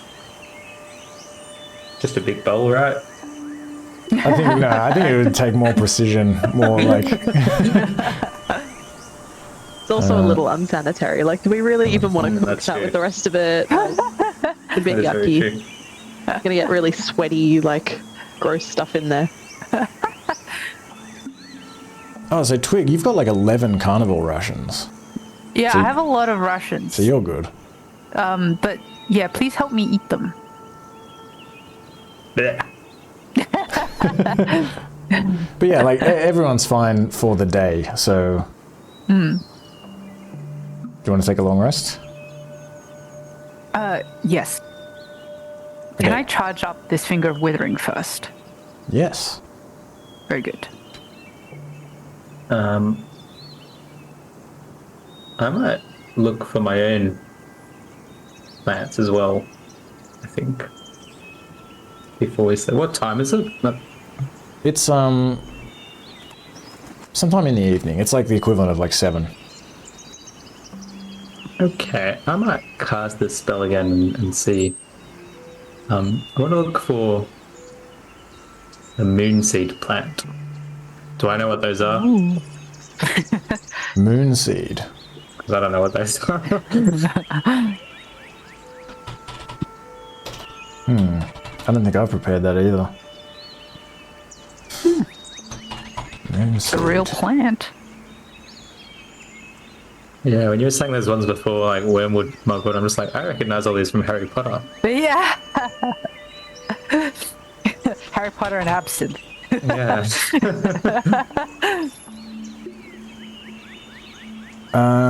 I think. Give me a nature check. Sure. I looked up Moonseed and I'm like, oh, does Reddy have gout? Is that why he needs it? Prior to my medical history. So these are like, what, kind of like grape-like things, are they? Kind of looks like it. Yeah, I think that these, do you need the actual grapes? Like, do you need the actual berries? No, I need the seeds. The Ooh, seeds. which might be even harder, to be honest. Yeah, I Daros will don't, take the berries Wait, out do of you your. need- I don't think you A find any moonseed in the winter. seed or moons? No, it needs, yeah, moonseed seed. Oh, okay. Sorry. Yeah, I don't think you find any in the middle of winter. Mhm.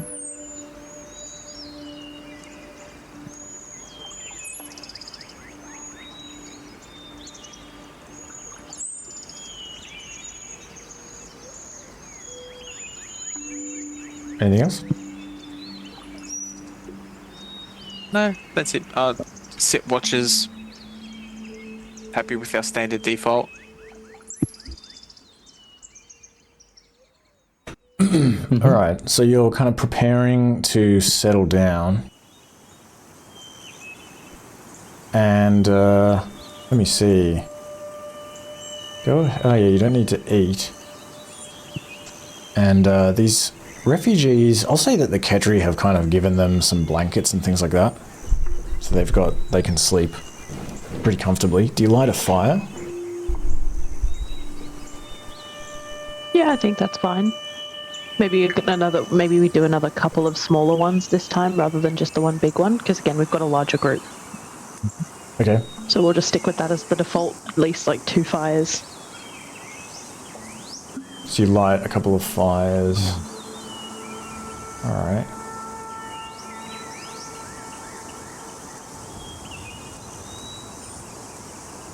And what do you do before you sort of turn in for the night? Anything? maybe we play around with that necklace a little bit, and we'll all try and like. If I could borrow it for like 5 minutes from Retty, then I'll be like, I'm gonna turn around. You talk to me, and we'll see if it works. And then turn around and go. And I kind of focus on something in the background and see if I can understand him. I like this. In the name of science. Do I understand him?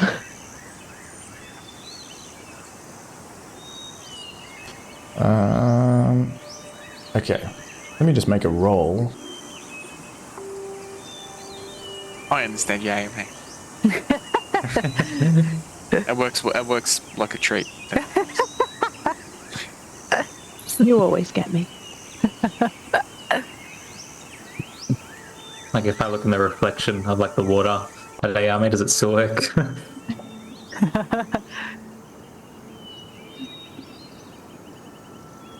17. A stealth skill check. And you're kind of in this. I'm just trying to think. What's everyone's passive perception? Ooh, ready. You've got a 17. Oh no, sorry, I'm looking at the wrong thing. Oh no, you do have a 17. Nice. 17. But this would be stealthing. This is if it meets, it beats. They're beating you. They. What? You've lit this fire, though. It's pretty dim. The fact that it's dim, though, would make it harder for you to perceive anything. And, but it would also... I'm just trying to work this out. Because none of you were, like, kind of keeping watch yet, because it's sort of like... I mean, when did you kind of start your watches? Like, within this hour, I guess. Yeah, I'd assume we're like getting ready to settle in. Maybe a couple of the refugees are kind of keeping a lookout while we get set up. If anyone's not actively doing a task, they're probably gonna sit by the fire and just keep watch anyway. Is my general thought, but Yep. Let me see. And okay, well, usually with your default watches, Twig would be on watch first. Ah. So maybe I'll go with your watches as well. And some of these people are kind of sitting by the fire and sort of keeping an eye out and everything. But Twig, you don't have you've only got 12 passive perception. But doesn't Twig also have low-level light vision as well? Like, Oh yeah, dark vision? I've got the big eyes thing. Yeah, but yeah, I guess if you're actually looking out, then yeah, give me a perception check. Perception check. Okay. If we kind of say that you're on I guess this is sometime before you kind of turn in for the night, and like Reddy is like still awake, but you're kind of sitting down and sort of getting prepared to go to start the first watch as everyone starts to kind of you know, lie down with their blankets and everything. 14. It should be 15. Should be 15.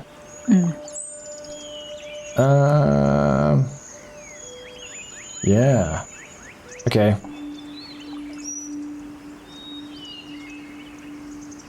Shit. Alright. Nobody sees this coming, unfortunately. Yo! But, and so you're unable to kind of like, alright, so as you're kind of settling down, and Twig, you're kind of getting prepared to take the first watch, everyone is like still at this point armed and armored and everything. I'll say you're kind of like getting ready to go to sleep, and but these refugees are kind of lying down and getting pretty sleepy.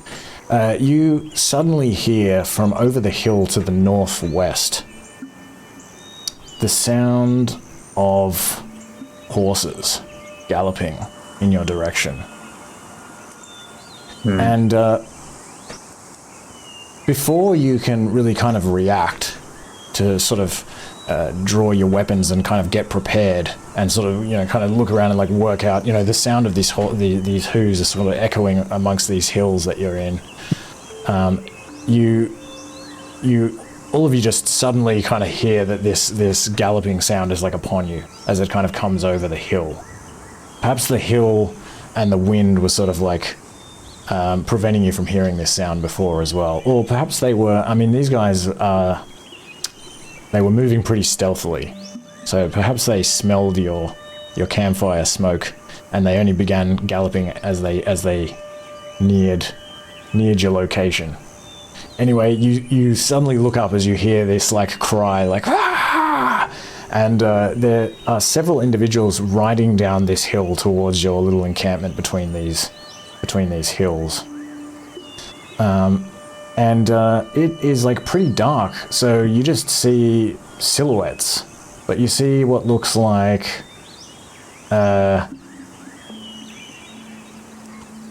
let me see.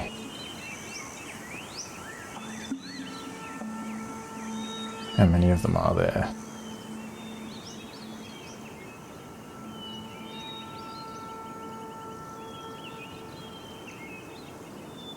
Okay.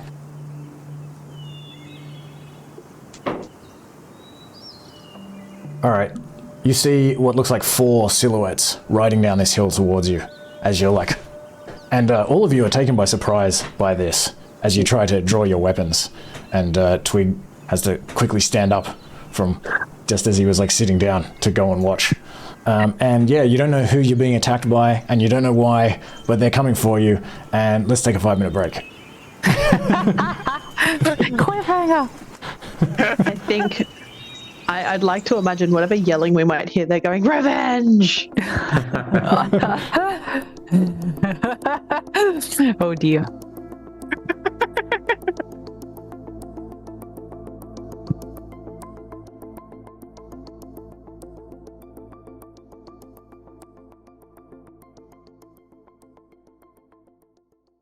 All right. Just in time to see my wonderful artwork here. I don't know. I guess these are like hills.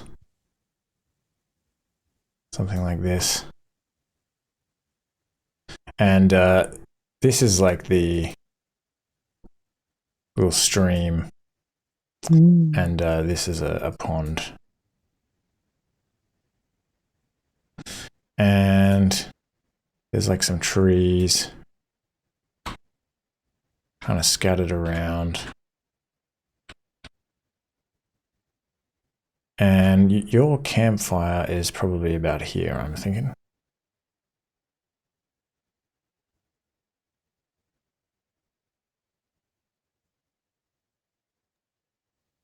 We were going to do 2 campfires, I think.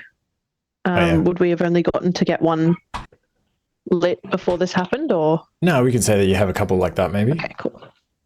Yeah. Cool, All thank right. you. And so... Oh, where are you guys?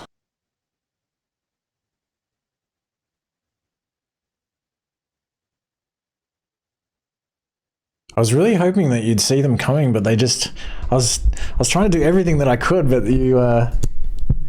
They rolled like really high stealth, and then it was at this weird kind of like cusp between like taking a watch and like doing this kind of active shift. So yeah, unfortunately you are all surprised, but I'll tell you about surprise in a second because I've also changed the way that works, as I mentioned. Because it's a surprise. Every time. It's a different surprise. All right, so these guys are kind of up here, coming down this hill. And I'll say that as they approach, you can see they're like riding these horses. You can see that they, 3 of them at least, are wearing these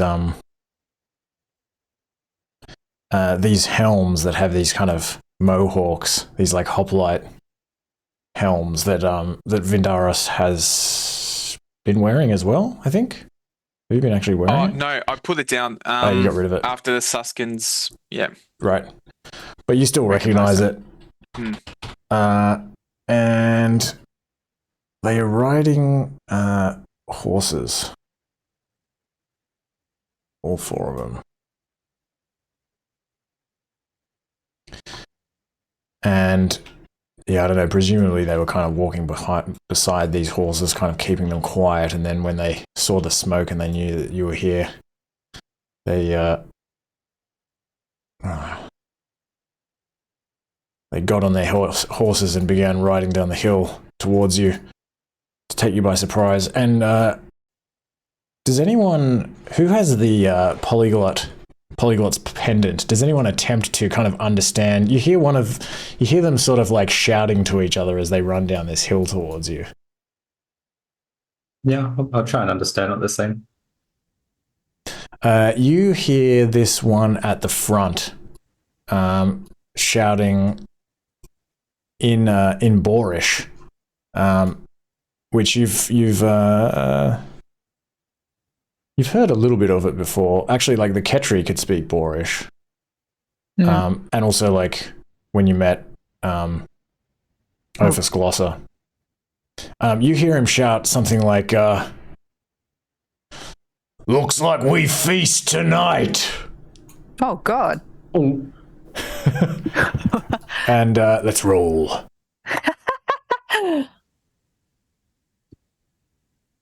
Does Ruddy pass on what they said? I'll just say that they're not friendly. Yeah, they are riding at you at top speed. They've got like shields and spears, and yeah, you can kind of hear the clink of their armor, as even like as just kind of part of the mess of the noise of these horses' hooves, and you can see also this guy at the front is carrying like a large, a big axe, a big like double-handed axe, which he kind of is like raising above his head as he's like shouting this out.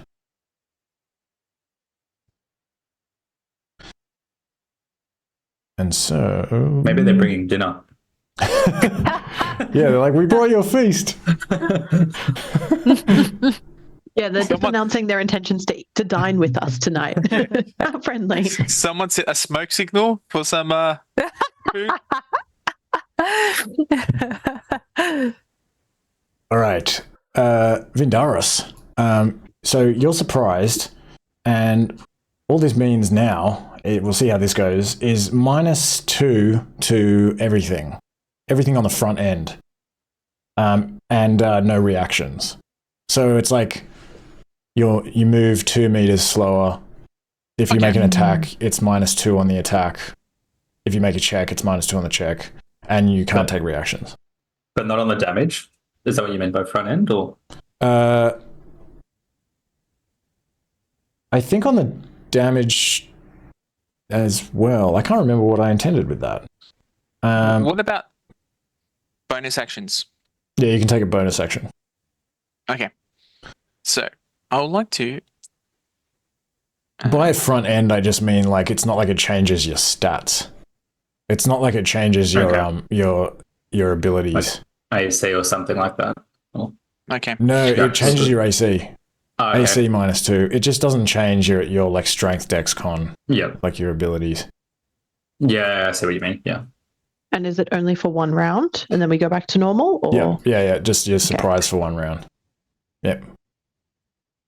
Vindaris will like to use his bonus action to cast Divine Favor. Okay. And then he'll like to move into that position and take the dodge action. All right. Dodge action and Divine Favor.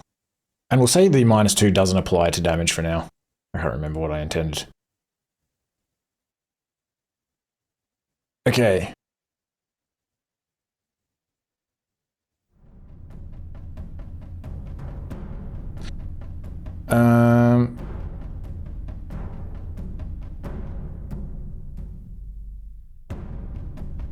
So I think I put the horses in the initiative order. I'll they're like unintelligent mounts, so I don't think it will work that way, so I'll remove them when we get to them. So this horse is going to move on this guy's turn. It can move 10 meters, so...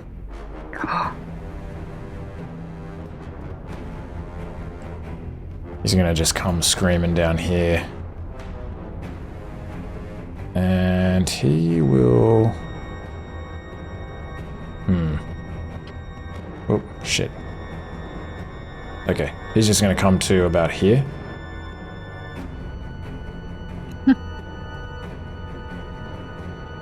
And...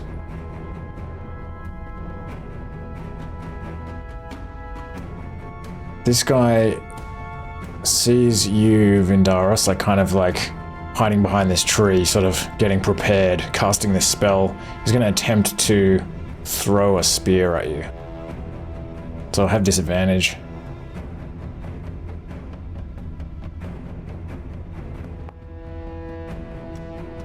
Nice. He misses. It just like lands like at a Yao Mei's feet, just to his right.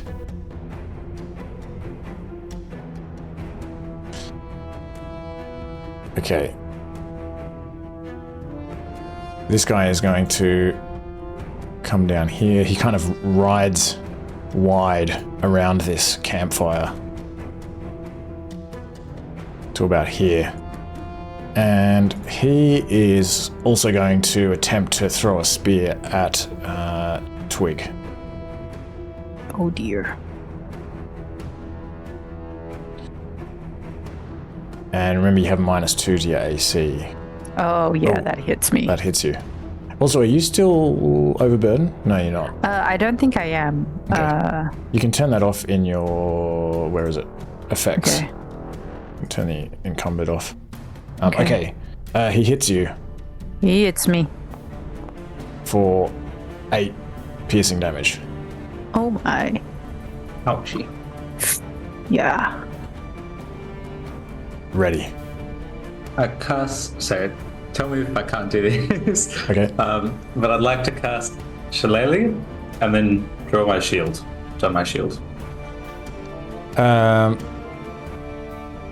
Oh yeah, okay, so you didn't have your shield on, we'll say.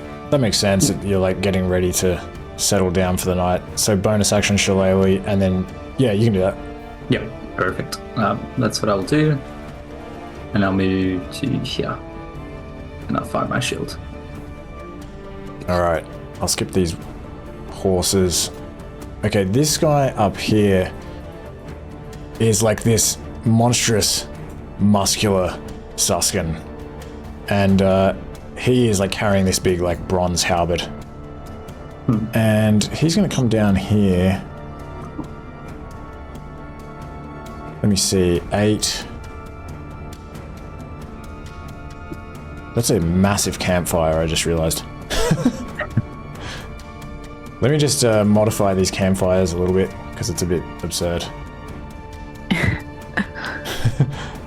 would probably be more like that, I'll say.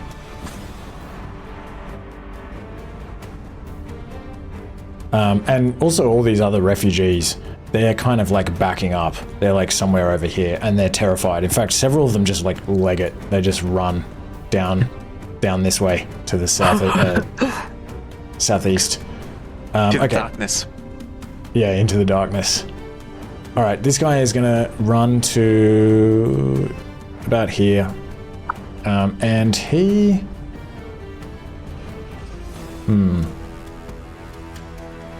He's like holding this halberd.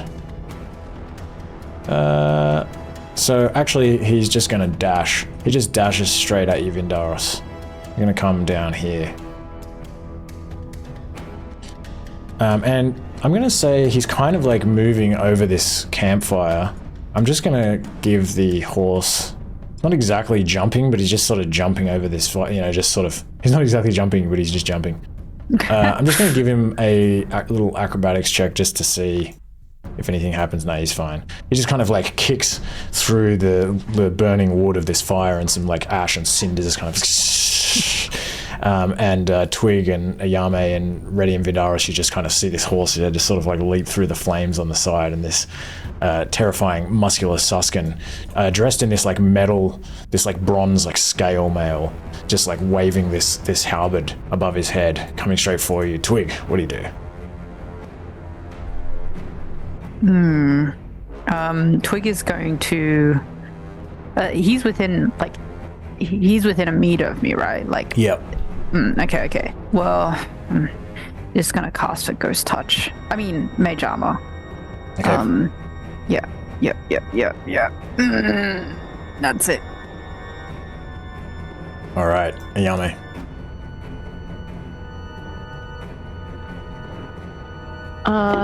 Yeah.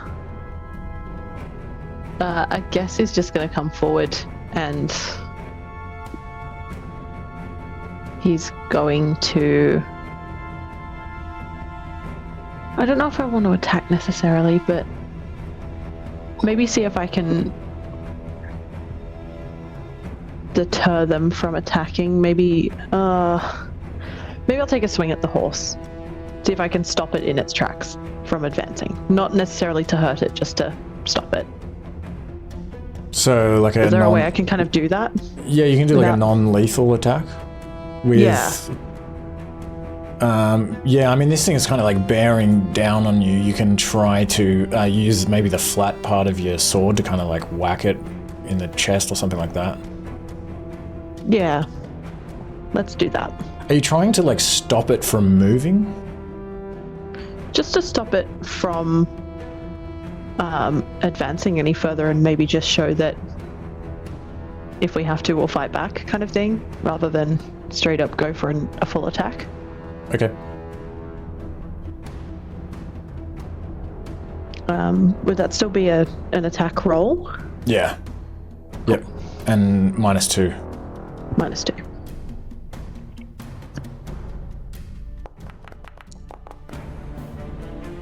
That really doesn't do much.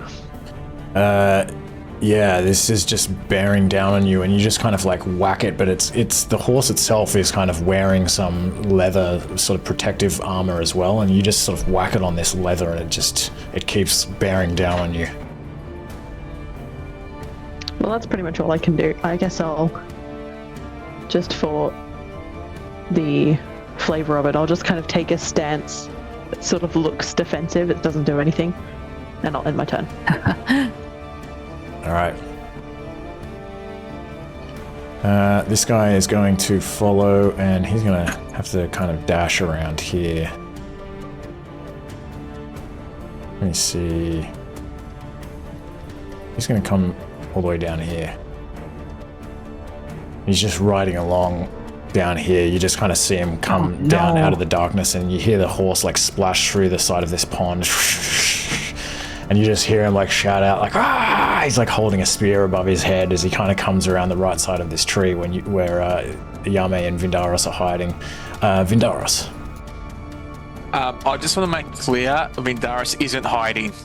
Oh, sorry, not hiding, sorry. No. Just I'm only checking. standing protectively, dodging. Very visibly. Dodging bravely. Dodging bravely next to a tree. He would like to, he does a quick count. 4 horses. There's 4 of us. This is what we need. That was so great, mate, going through the fire on a horse. He wants to attack the rider. That one there with his spear. All right. Sorry, yeah, flint spear. I'm thinking, because it would be dark, I will also, just give me a second. I want to just have some light. Oh, it's very bright. My eyes. Whoa. There you go.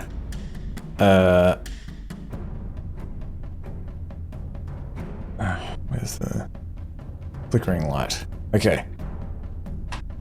So it's dark outside of those flickering areas. Quick question, darkness. Yep. I know we went through it a couple of sessions ago. Yep. If you're standing in light and someone's in the darkness, is that still they have advantage against you. Okay. Yeah. And sorry, who are you attacking again? The guy on the left or the right? Left. That guy. Okay. I'll say like you're in the light and he's in the light here. Yeah. So I was thinking if the other guy decides to attack me later on, behind that I'm flanked with. Okay. He's probably pretty well lit up by this fire as well. The fire is behind him. You can see him pretty well. He's like a big silhouette. Cool. Let's go. Miss. End turn. Okay. Let me see. This guy is going to... He's just going to ride up over to here. And the horse kind of like moves sideways as he sort of like tries to like get you with this spear. But he misses. And he's got like this big shield. I'm trying to think.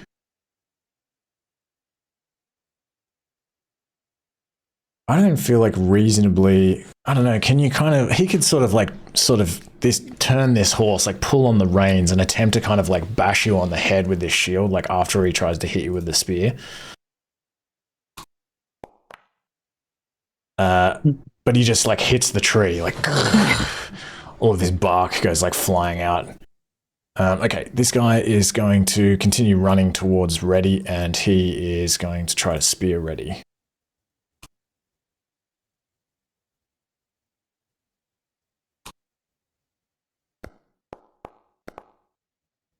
Miss. Am I still surprised? Or no, you already had your turn, so you're good. okay.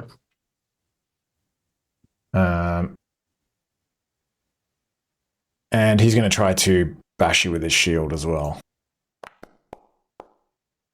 Okay. Bonk me. Nice. Miss. Okay, your turn. I'm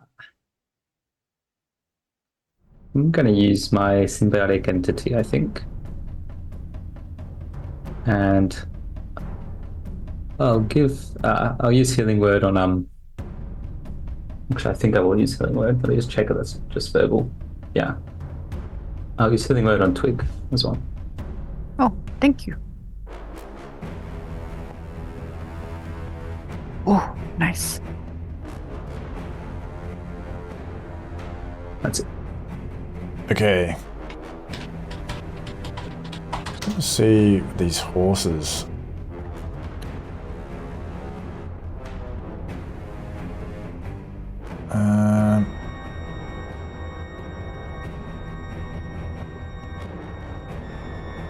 Okay. So I just had to look up like unintelligent mounts. So apparently it would be the other way around. The rider's movement would go on the mount's turn, but that doesn't really make any difference. And it can't attack while it's being ridden. It can only dash, disengage, or dodge. Okay. So I'll just stick with the actual riders for the initiative order, seeing as I started that way. Okay, this guy here is going to attempt to swing this big bronze halberd at Yao Mei. Can I use Halo of Spores? Yes.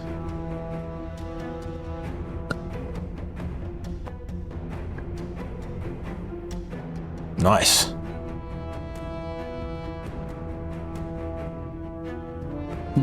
Okay. You just see one of these spores go up his nose. And he swings at the Yao Mei. It looks like he hits. He does. For 5 slashing. Okay. Okay. Twig.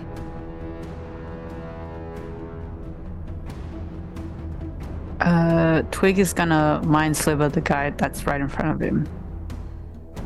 Alright. This guy that seems to be some sort of champion or veteran warrior We'll see how smart he is. Nearly smart enough. Oh yeah, shit. Alright. Okay, so 3 psychic damage.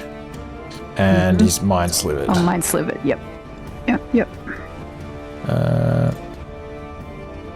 Okay.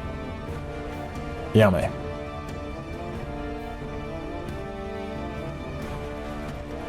My headset takes a while to stop to keep itself muted. Okay, anyway. I guess I would like to go for... Maybe I can spin around and get the one who's just come up behind us. Okay. Am I able to hit the rider from where I am? Yes. Or, okay. And I'm gonna go for that one with the sword. And I actually want to hit this time. Okay. With the sharp bits. Miss. But I don't. Sharp bits. End turn. The horse just kind of rears up as this guy just positions his spear. And he is going to, sort of almost at the same time as you attempt to swing at him and he kind of moves out of the way, he's just going to attempt to stab at you. But misses. And he's then going to bring the horse around and try to bash you with the shield as well. That one hits. So give me a strength save. DC 12. And you take 3 bludgeoning damage.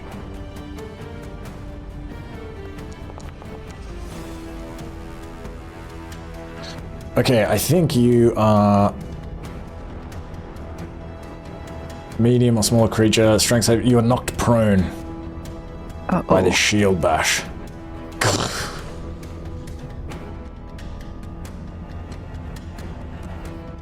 Okay, Vintaris. Vindaris will like to still attack the one to his left with his spear. All right.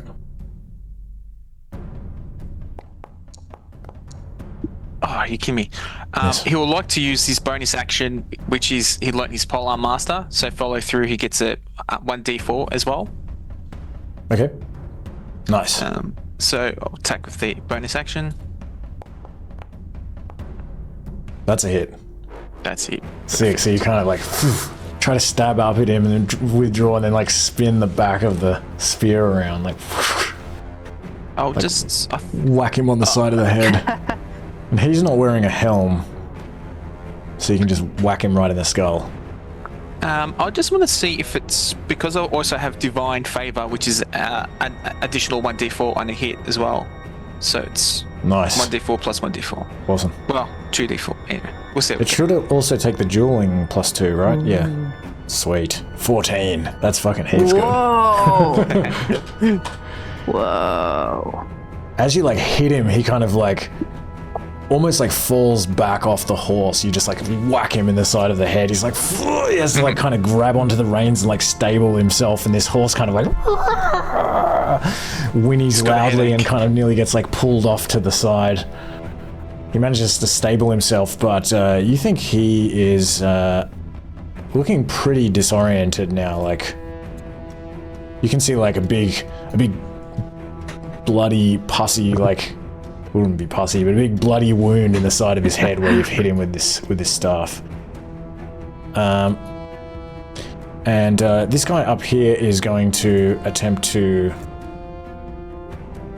take advantage of you kind of overextending yourself, trying to whack this guy by timing a spear attack just as you draw back, but he misses.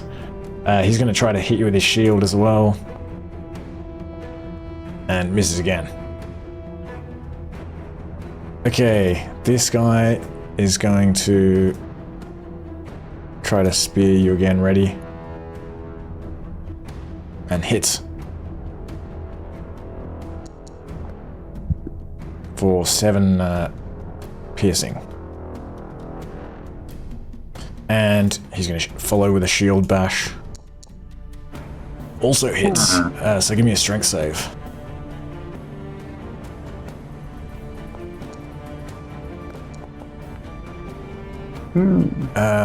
Also knocked prone, and you take 3 bludgeoning. Ow. How do you respond? I To this scramble insult. back to my feet. I sort of drop to a knee for a second there. Get back up. I will cast. I want to make it dark. Does this work? Ooh. Ooh, mood lighting. Fancy. It looks like ice. Oh no, I can't see it.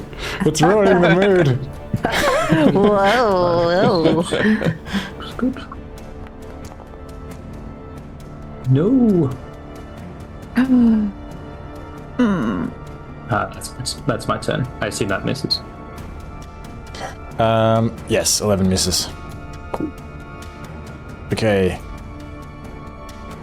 Alright, this guy is going to... He's going to take advantage of Yao Mei being down. He's going to try to swing down at you. As he kind of like steadies himself from having been whacked by Vindaros. But misses.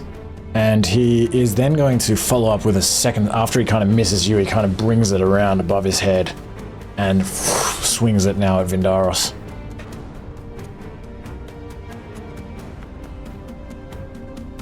And misses you as well. He's got blood in his eyes. Twig. I'm gonna toll the dead on him. Alright. And so that's a wisdom save, please. Wisdom save minus d4. Oh yes, minus 1d4. Yeah. Alright. Nice. Ooh. Nice. Awesome.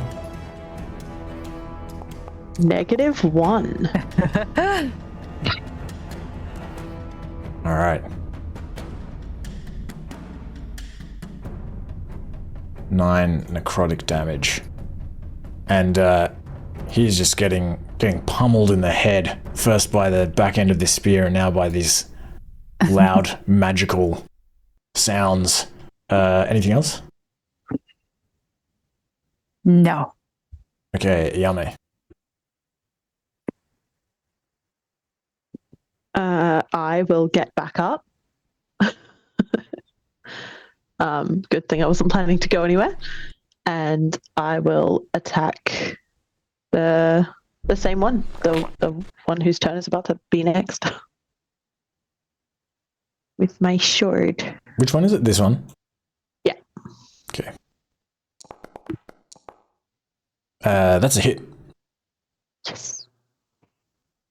All right. Alright. 5 piercing. As you And just stab upwards as he's bearing down on you on this warhorse. I would also like to have used that attack to make a goading attack. Okay. Try and encourage him to go for me. So that is a wisdom saving throw. Alright. Please. And do you also do the attack's damage roll? You can also do a bit more damage, I think.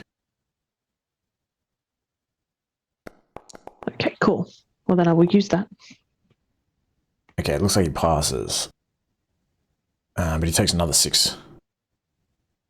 Yeah. Alright. Anything else? Nope, that's it. Okay, and he is going to just, from the position that he was in before, as you're kind of like stabbing up at him and trying to goad him to attack you, he will oblige anyway. He's going to try to bash you with his shield first. Misses. And then he'll kind of follow up with a spear just like over the top of the shield, like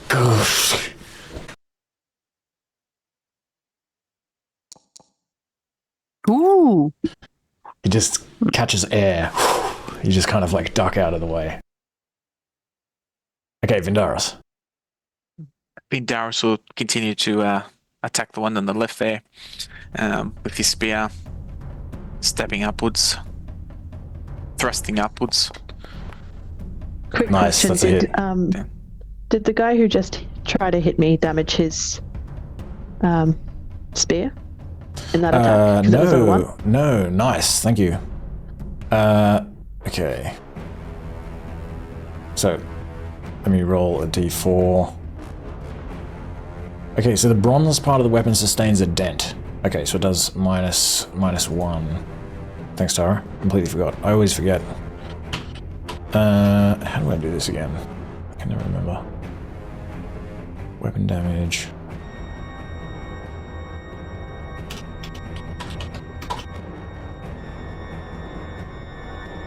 Okay. Awesome. And Vindaros, that definitely hits. Yep, that damage. How do you kill this guy? Oh, just a massive thrust, like through the bottom of his chin, through the back of his head, because he's not wearing a helmet. Just like Nice. dangle him off a bit there. He's kind of like being really showy, like swinging this bronze halberd around. He's just this massive dude, like practically weighing the horse down. And as he's kind of like finishing off the swing from previously, he kind of like turns his head a little bit, and you just up through the back of his skull, just comes right up out the top. He's just like, just dies instantly. You can kind of like wrench the spear out of his skull and just pull him forward off the horse. And this horse kind of like just like neighs loudly and like sort of jumps back. And I'm gonna have it kind of jump back here a little bit, and it'll actually take a little bit of fire damage as it kind of backs into these flames, steps in these hot coals, and this guy is dead. And this horse is still in the initiative order. Cool. Okay, anything else? Yeah, with his bonus action, pull his spear out and use the butt of the spear to hit the other guy Nice. behind him.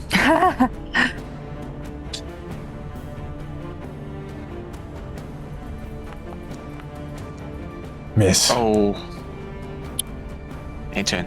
This dude's like, he sees you like trying to get clever. Actually, I don't know if he'd be laughing. You've just like killed his boss. It's like dark. There's a lot of fire in his eyes. He starts kind of like laughing as you try to like get him with the back end of this spear. But just in that moment, as you've like wrenched the spear tip out of this this veteran's head, the veteran just comes like, and you just like see this like Suskin hoplite on the top of this warhorse. Just like his face just goes completely flat mid-laugh. He's like, oh, fuck. Can I use a free action to just be like, I guess we're the ones eating? All right. Okay. This guy is, well, he's just gonna keep trying to attack you. He kind of like yells out as he sees his master go down. He's like, roar! You can't understand what he's saying, but he's kind of like trying to rally his allies here. And he will try to stab you with his spear. Looks like he hits. Does.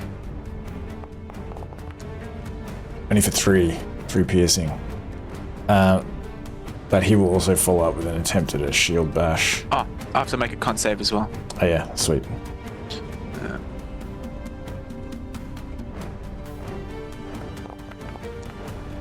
Excellent. And misses with the shield bash. You kind of maybe just respond just in time, and your shields like clash. Okay, this guy is going to go after Reddy again, or he's not. He's already going after Reddy. Hello, Spores. Hello, Spores. Where am I? Con save. Passes. Whoa. That's just rude. And misses with the attack. Follow up with a little shield bash. It's a pretty big shield. Misses. Okay, ready. Booming Blade. Nice. First booming blade of the I missed the campaign. first one. I missed this one as well, maybe. Oh, did you already booming blade? How did I miss I that? did that last turn. Oh. Second booming blade of the campaign. First one the GM notices. No, the GM still doesn't notice it because it's a miss. I didn't see anything. That's it, I think. All right. Okay, this horse is just crazy. It is going to attack somebody. It's going to attack Twig with its hooves. Oh no. Completely misses. It's just like going nuts. Snorting and prancing around and jumping and shit. Okay. Twig. Will I do you think do I think I will provoke a reaction if I move away from it? You... I'm It's- going you to don't- do it anyway. I'm going to do it anyway. I'm going to go here. Is this the dark? Or yeah, it's here? kind of like not... Yeah, that's the dark. But it is going to try to hoof you again as you leave. All right, hoof me. Hoofed. Ooh, it hoofed me. And give me a strength save. You might not make it to where you tried to make it to. Okay. And you take 5 bludgeoning. Oh, come on. Oh, Yeah. okay, you actually fall there. Very well. Is it prone? Is Guess. that what happens? 20. Yeah, prone. Okay, I am prone. But you still have half your movement. I still have so I'll stand up. Okay. Is that all I can do with half my movement? Yeah. Okay, cool. I will cast Ray of Sickness Ooh. at this guy here. All right. Okay. Oh wow. Nice. All right, critical hit, baby. And Shit, 17. Awesome. he needs to make me a DC 15 con saving throw. And is this against poison? Yes. Okay. Okay. So passes. All right, very well. And poison damage. Oh, it's poison damage. Yes, it is poison damage. Yes. Okay. Let me see. You feel like this guy's got like a big old gut. You feel like he's used to eating like a lot of stuff. They're just kind of like riding down here. I mean, I think Reddy expressed that. Oh no, Reddy just said that they're not friendly. You just, you feel like there was a lot of energy in that, that beam that you just like, just at this guy, but he doesn't respond quite as you might have hoped. He still seems hurt, but he even kind of like grins at you a little bit over like Reddy as he's attempting to hit Reddy with a shield and missing. Monstrous. So what was the damage? Oh yeah, okay. All right. In turn. Okay, Yao Mei. I'm going to do the same again with my sword. All right. Hit. Great.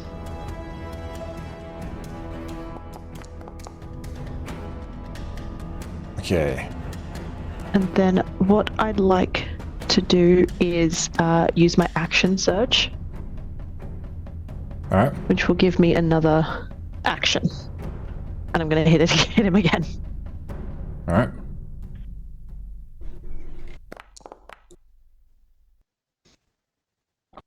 Yep, that's it. Nice. Same You take this guy out. He just falls back off his horse. And I'll just spin around in place and look at the next guy. Maybe the one who's attacking Retty. Staring him down. All right, Vindaris.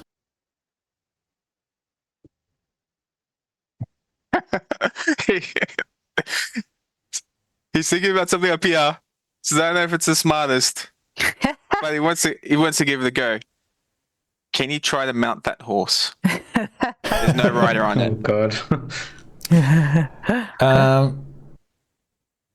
Well, what he Because sees. it's technically an enemy, isn't it? Yeah.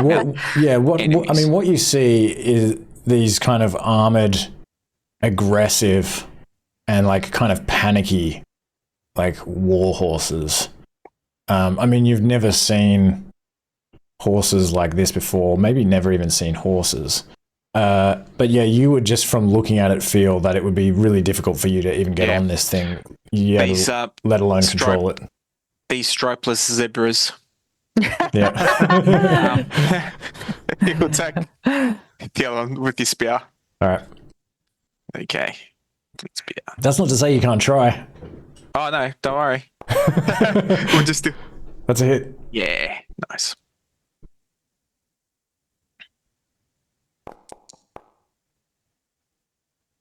Nice. And then follow through with his bonus action. Okay. The Polar Master attack. All right. Oh. Miss. Okay. End turn. Okay. The reason you miss is because as you are kind of swinging at him, he just pulls the reins and like brings his horse around and just gallops away. And you're too slow. You're not able to take an op attack on him because of this.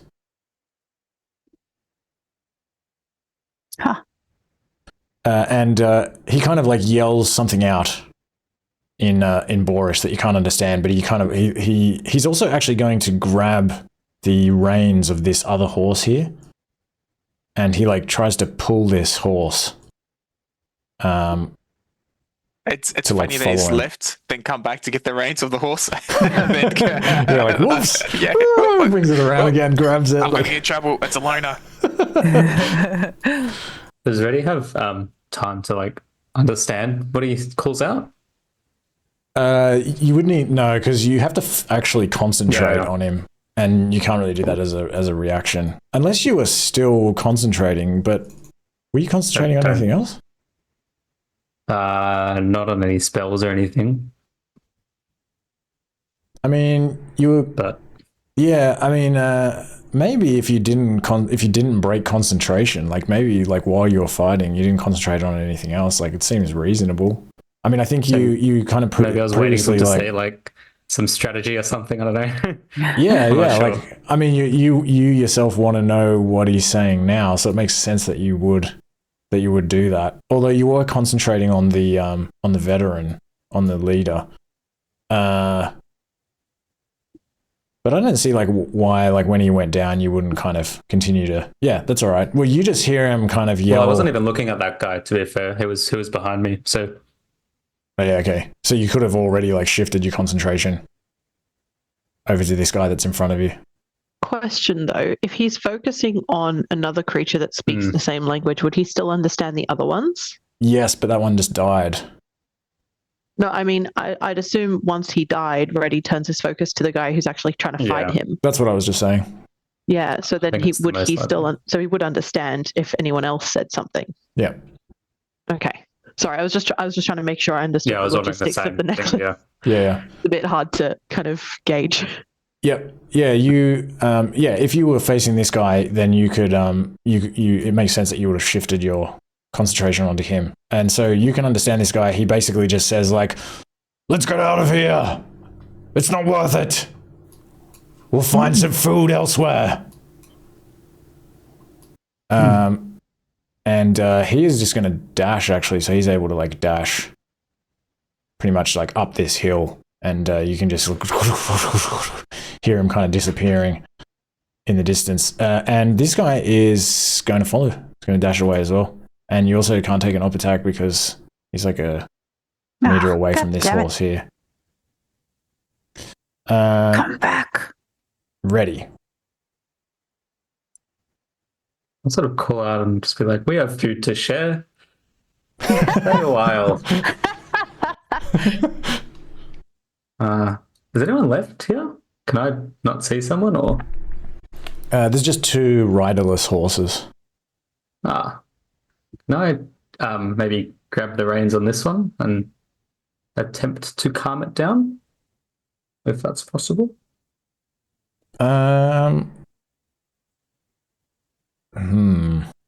Yeah, give me an animal handling check. It's going to be like a nearly impossible DC. Can I cast a healing word on it first? As like a bonus action? Yeah, yep. Yeah, you can do that. Come on, horsey, let's be friends. All right. Heal up for 7.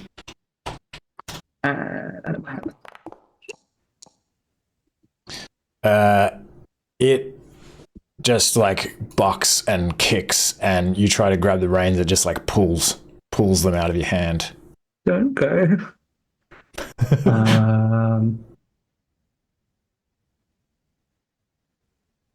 I'll stick out. That's in my turn. Okay.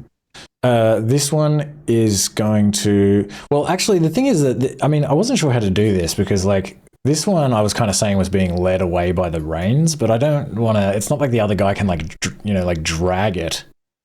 So I wasn't sure exactly how to go about that.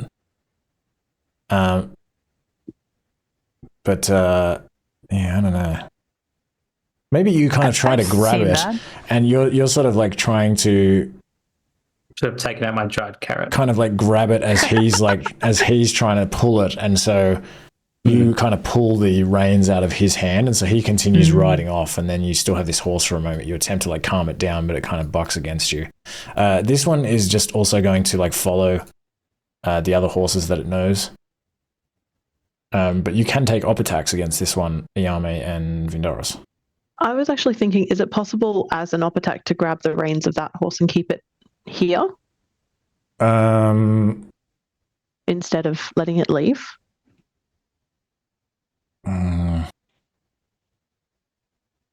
Grab its reins as an op attack. I'm happy if it's like a contested sort of check or something. Probably wouldn't work anyway, but... I mean, it's kind of like you're grappling it. which you can't do as an attack of opportunity. But I'm just going to have a look at the rules of... hold on. Yeah, it's a bit of a strange one, but that's what I was hoping. I don't actually want to hit it and hurt it. Where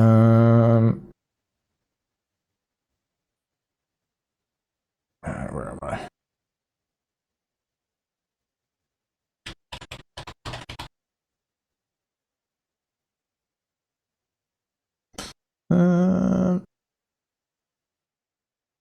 You can strike an enemy. It's an opportunity attack. There isn't really like a reaction that would allow you to do this.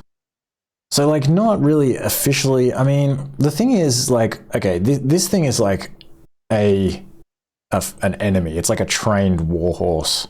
It is like vicious. So give me an animal handling check. Well, actually, first, maybe I should have even asked. Well, yeah, give me an animal handling check because that's what I asked Ready for. Probably should do like a strength check. But it's going to be like basically just a normal roll. Yeah, just a normal roll. But it'll basically be like the most difficult possible. Yeah. No way.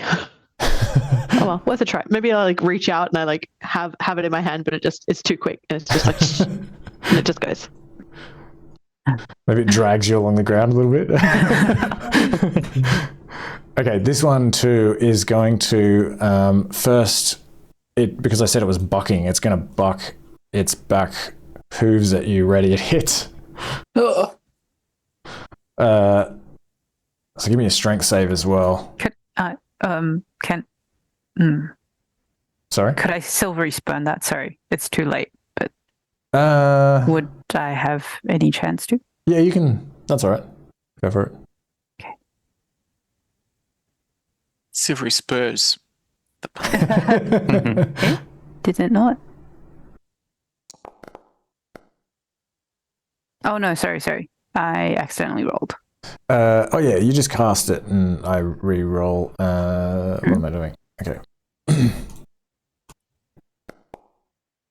Yeah. These horses don't want to be controlled. Okay, so ready, you don't get knocked over or anything, but you do take the whatever it was. 9 bludgeoning. And you can take an op attack and so can twig, and it's going to run in this direction. And I attempt to grab the reins as Yao Mei did. Was that the... Yeah, you can do that. Give me a strength check this time. Yeah. We just really want a horse, okay? Athletics or just... They're the same anyway, I guess. Yeah, give me an athletics check to see if you can this time just sort of grab hold of the reins and just use all of your strength to try to stop this thing from running. Yeah. Nope. Not able to. Rips off. I thought you were going to say something worse, like your carrots, but it's dragged away with it as well or something. No, that's my carrot. He pinches your carrot and runs off. Worse. We're only giving up the carrot if we get a horse friend. Twig, you can't really cast a spell or a cantrip as a reaction. You have to use a weapon. I see. I am useless. Yeah, I guess you're not holding anything. I'm not. Yeah, I could hit it with my fist. Grab I'm him, gonna hit Twig. it. I'm gonna hit him with my fist. Yeah, you can do that. Yeah. Oh, you hit it. Oh, I hit it, guys. How do you kill? No, I'm just kidding. one damage. Wow. One punch tweak. You just like see it like look back and like snort at you as it kind of like runs out of the firelight and disappears up these hills into the darkness. I don't like these stripeless zebras. All right, and we're out of combat. I guess I'll go and get the refugees who ran away. Yeah, let's Head go down chase here. after them. Make sure that they're all safe and that no one is attacking them. Vindaris wants to loot their commander. Ooh. That's on the floor yeah. there. Vindaris, can Okay. you also drag the body away from the fire when you're done so that the refugees aren't traumatized too badly? As you go and like get the refugees, like Razi's like standing there with a spear going like, "Don't worry, I'm protecting them." And several of them are kind of hiding behind like rocks and like trees and things. A couple of them are kind of holding these like daggers or spears like We showed them. Come back. Okay, so Vindaros, where am I? This is a pretty sweet random encounter because this guy has, well, no, because it's two-handed, so it's not good for you with his shield, but he has a bronze halberd. Do you want the bronze halberd? I'll take it back to camp. Okay. Bronze halberd. And he has a gastrophetes, a belly bow. It is essentially the my attempt at a Bronze Age equivalent of a heavy crossbow, which you kind of would like. Oh yeah, it says here the user rests the bow on their belly and uses their body weight to draw the string back. Ah. I don't know if it's quite. It might have come after the Bronze Age, but it's, I don't know. It's close enough. And there are also 11 darts, which are in your inventory as well, Thank you. and some bronze scale mail. which is also in your inventory. Nice.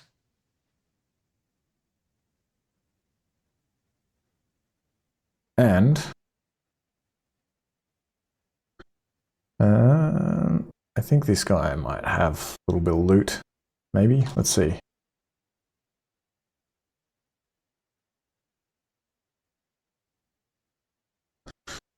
He is going to be carrying a thing. Oh, he's like wrapped in like this big thick woolen fleece. I'll let you add that to your inventory. Yep. And there's D12. Okay, nice.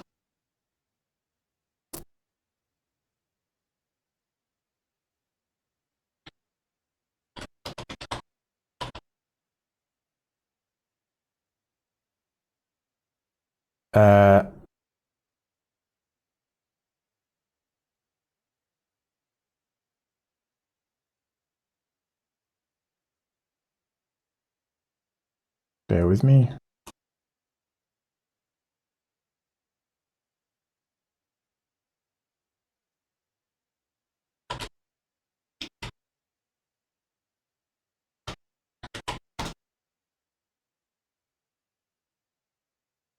Sweet. Okay. You also find some gold and silver on him, which is worth 64 gold pieces and 8 copper pieces in total. Ooh. That's pretty good. And is it the official currency? Yes. Yeah. Oh. I wonder if we've killed our chances of an alliance. Do these guys have do they have bronze weapons? Yeah. Yeah, the other guy has a bronze spear, which actually might be more interesting to Mindaris than the do you want the bronze spear? Yeah, I'll take that one. He's got he's got 5 bronze spears. There you go. Good thing I emptied my quiver. I gave him all the wooden ones. And he's also got another one of these bronze helms and a shield and some studded leather armor.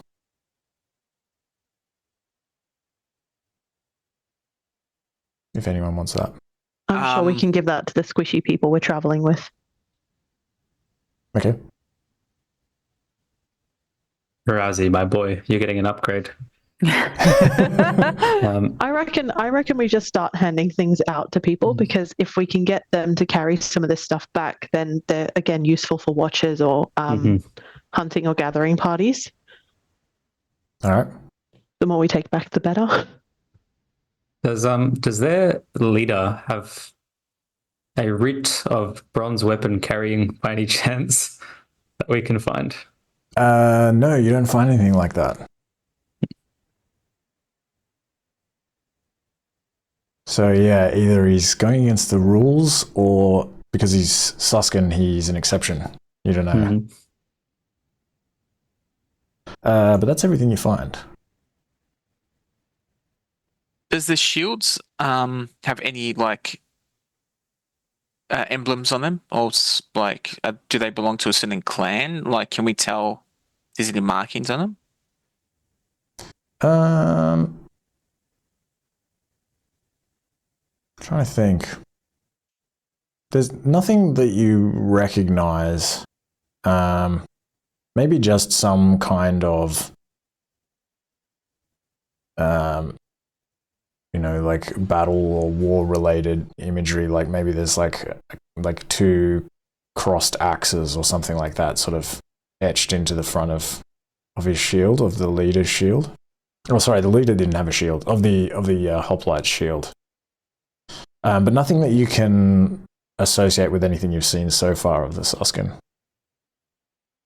Okay.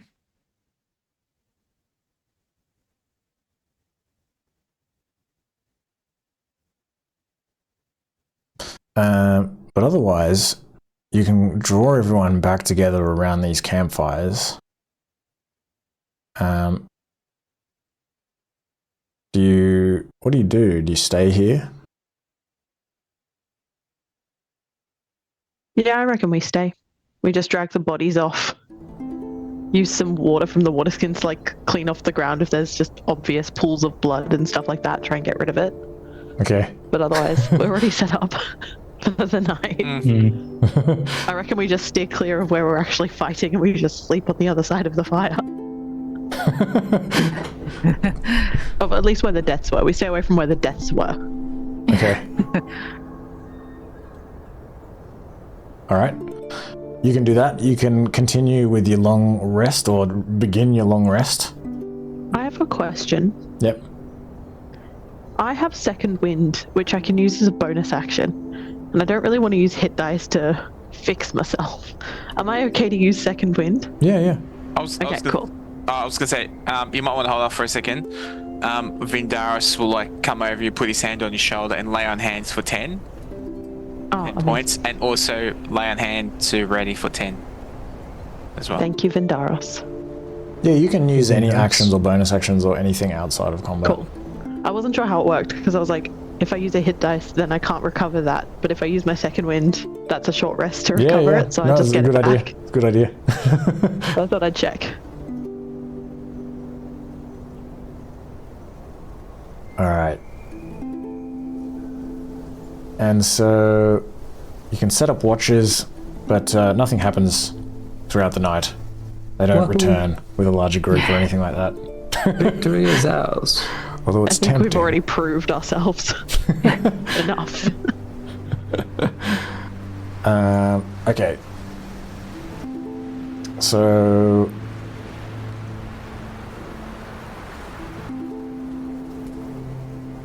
we'll be awake. All right.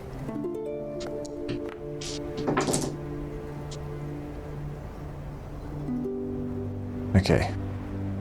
I didn't roll another random encounter. I wonder if I'd go through with it if I rolled one immediately afterwards. Like.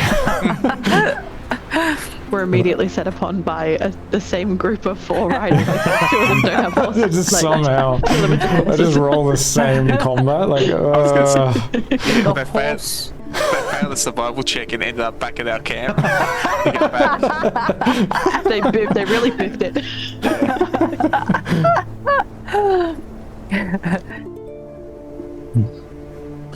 Okay, and you've already eaten for the day, so that's all good. The captives are all good.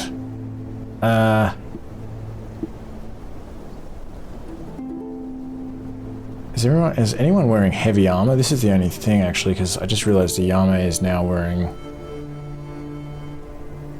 bronze ring mail. So with this,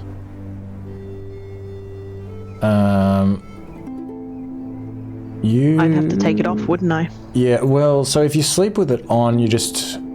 Oh yeah, you can't recover exhaustion, but there's also a chance of gaining exhaustion. So it's up to you if you want to take it off or leave it on. Yeah, I'll just take it off. Okay. And everyone can learn languages. One more day of languages. And does anyone want to try to identify anything? Nope. My boots. Oh yeah, give me an Arcana check.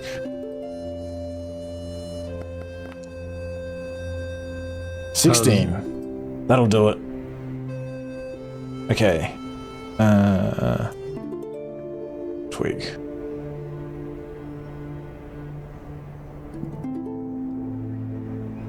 Fancy boots. I will replace them with what you finally work out these things do is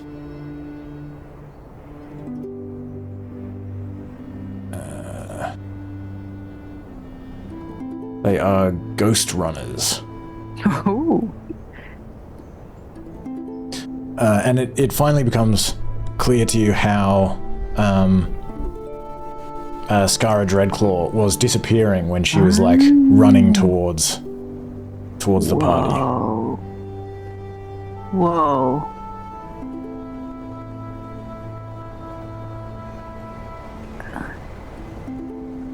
I might let everyone know what these these shoes do. Yeah, just in case anyone else would want to use them. I'm not really the dashing sort, to be honest with you. Twig. A bit more sedentary than myself, I think. Rick, maybe I can put them on and pick up like as many people as I can. Yourself, Yao Mei, and just dash. Oh, get us. That's just true.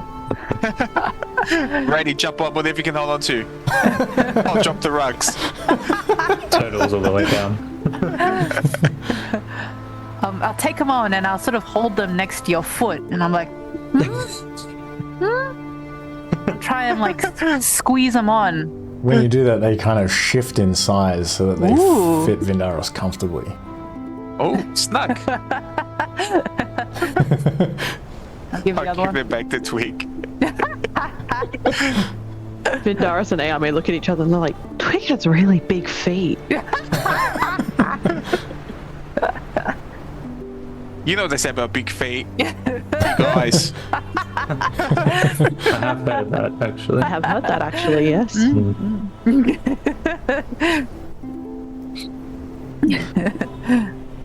All right.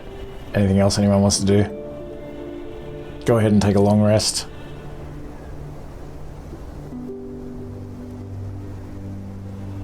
And you wake up just as the sun is rising.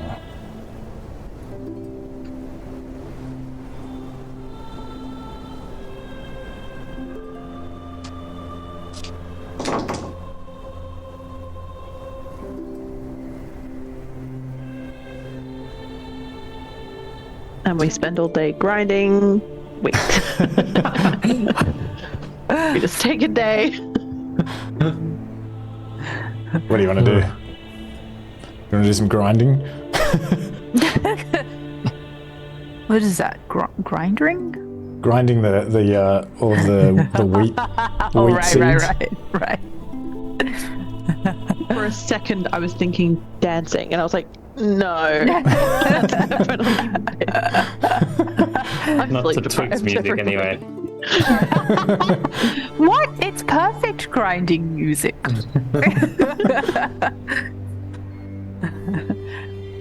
My mother said I was really good at singing.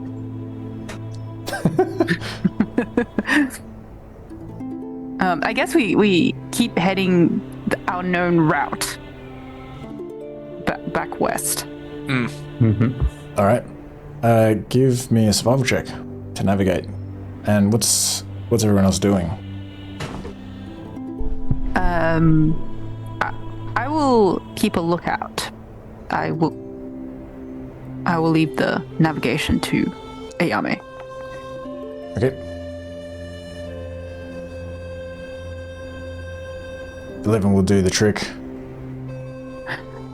It's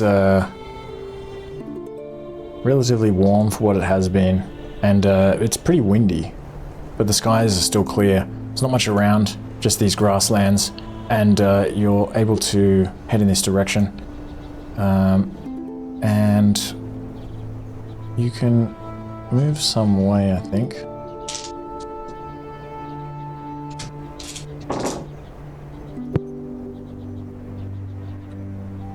Just thinking, if Vindaris was to scout ahead, how far Yep. ahead is that normally?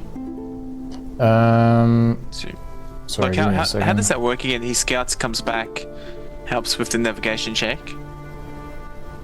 Yeah, so what it is you go into essentially like mechanically into the next hex. Or just some way away, but it gives you advantage on navigation in the next hex. And if the party's attacked, it takes a turn to get back, Yeah, it takes or maybe a bit longer because there's only 6 seconds. it takes 2 rounds of combat. But you can also spot the enemy that way, and then that would give you all like a chance to, try to avoid the enemy. I might suggest maybe today Vindaris scouts ahead to assist the party, see if we can gain some ground quicker. Everyone's keen to get home. Well, us so-called home anyway. 2 rounds is Makeshift pretty home. extreme now that I think about it as well. Maybe we'll just do 1 round for now until I think about it more. Maybe we can sort of like work out if something happens and I don't see him within a certain period of time, he knows to head back to the group. Okay. Or we can agree on a particular like call or something. Like if there's a chance for me to just yell out. Yeah, you could stay kind of within earshot of like a loud yell. A yowdlel. Yao Mei yelled lol. Okay, so Vindaris, give me a perception check as you ride out ahead. Nice. Okay.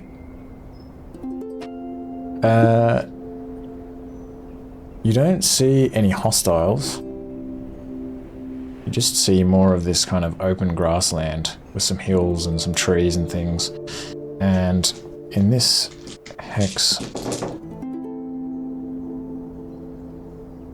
oh, you also see something you recognize well, which is a little patch of nettles. You bad boys. Do you take any of those? Let me know if it's too late. I forgot to mention it. It was just new. The armor that he found, the bronze armor. Yeah. Could he possibly don it before he left camp? Yeah, that's fine. Cool. I'm sure he would Oh, have done in that same vein, mage armor. Okay.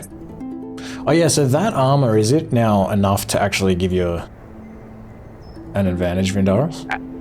Yes. Awesome. Yep. Because how does that thick skin work again? It's like if it's...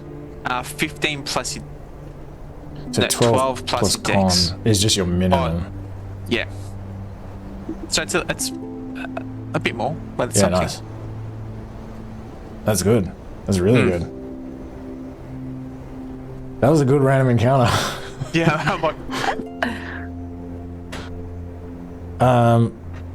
Okay. Let me see. So for a 14, yeah. You find some nettles. Do you take any of these nettles? No, that's okay. You just leave them? I mean, you know I'll you can leave eat them, but you just need to cook them. Oh, that's it. Yeah, I I'll would- take them for cooking. Yeah, I was gonna say as the group gets there, Retty has all our rags, which is what I was using before to like pick nettles off the. You aren't. You're still in the hex behind. Yeah, I was just saying when we get there as the main group, Well, before we might try and grab some. Before you do that, though, Vindaris, do you grab any before you sort of return? Because that would be something you would do like long before everyone else reaches. Because it's like Vindaris has gone out ahead to the next hex and he finds those nettles there, and so then he would make a choice and then he would return to your hex. I would say he's very cautious of them, Okay. and he probably won't even touch them, even though he can touch them. Well, you do know that like there is a possibility of getting a rash from even just touching them. I mean, you would know that from previously. Oh, okay. I actually had a gift for Retty, but I might use it instead. I've got some ragged clothes still. I was gonna leave that. I might surprise him. I might surprise him with some nettles in it as well later on. All right. I see. Give me a dex check, but at advantage because you're using the rags. No, just dex. Okay. Sorry, was that with advantage? Yeah, because you're using these rags.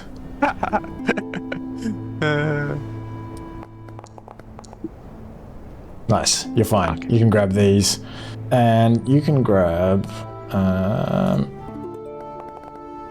Oh, you only get one. You're only able to get enough for one unprepared ration. No.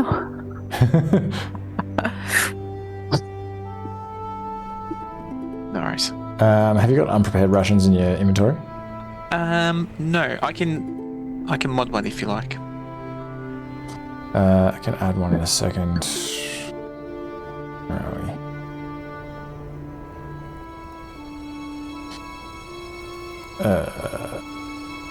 Enduros. Unprepared herbivore rations. There you go. There's so many things in your inventory. It tires my finger out just scrolling down through it. Once we get back to camp, I'll share the guys how much he's been carrying. He unloads. This is what happens when we have one who's like super strong. Big strong man. Carry all things. He's just big boned. Okay, so other than that, you don't find anything out here, and you are able to return to the previous hex, and now you can have advantage navigating into that next hex if you want to give me a survival check. What was everyone else doing while you're like walking? I was keeping watch. Keeping watch. Okay, still 11, but 11's good.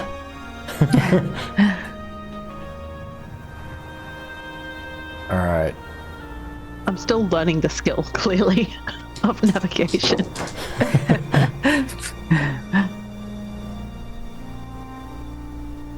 Okay, and so now you come across these nettles. Well, I think it's already kind of been harvested at this point. I don't think we would have like, there were only like a couple of nettles kind of growing around like a couple of little rocks and things. Vindaros kind of pulled them all out. So there's not really anything else around here.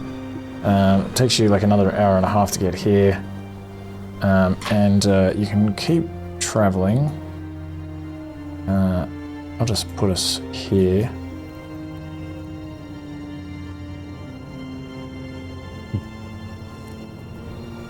And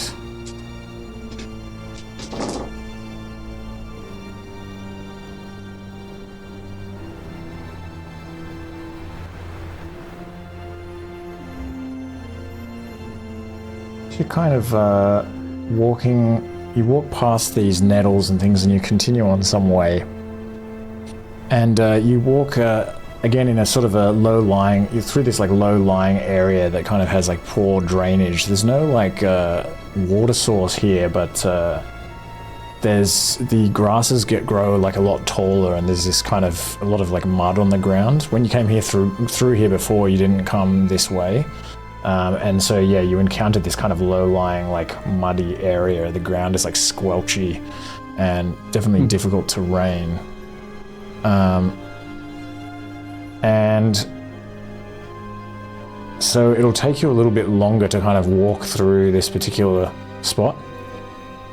But give me another survival check to navigate. Oh, did you want one for scouting up ahead? Oh yeah, yeah. If you're gonna do that, yeah. Yes. Was it survival or perception? If you're gonna scout ahead, yeah, give me a perception check, I think. Yep. And do you want me to then roll with advantage? Or am I just rolling a straight roll? No, it'll be so Vindaros, you kind of ride out, but you're not able to get like a particularly, not ride out, sorry, you're not on a horse. You tried to be on a horse. I pretend to be on a horse.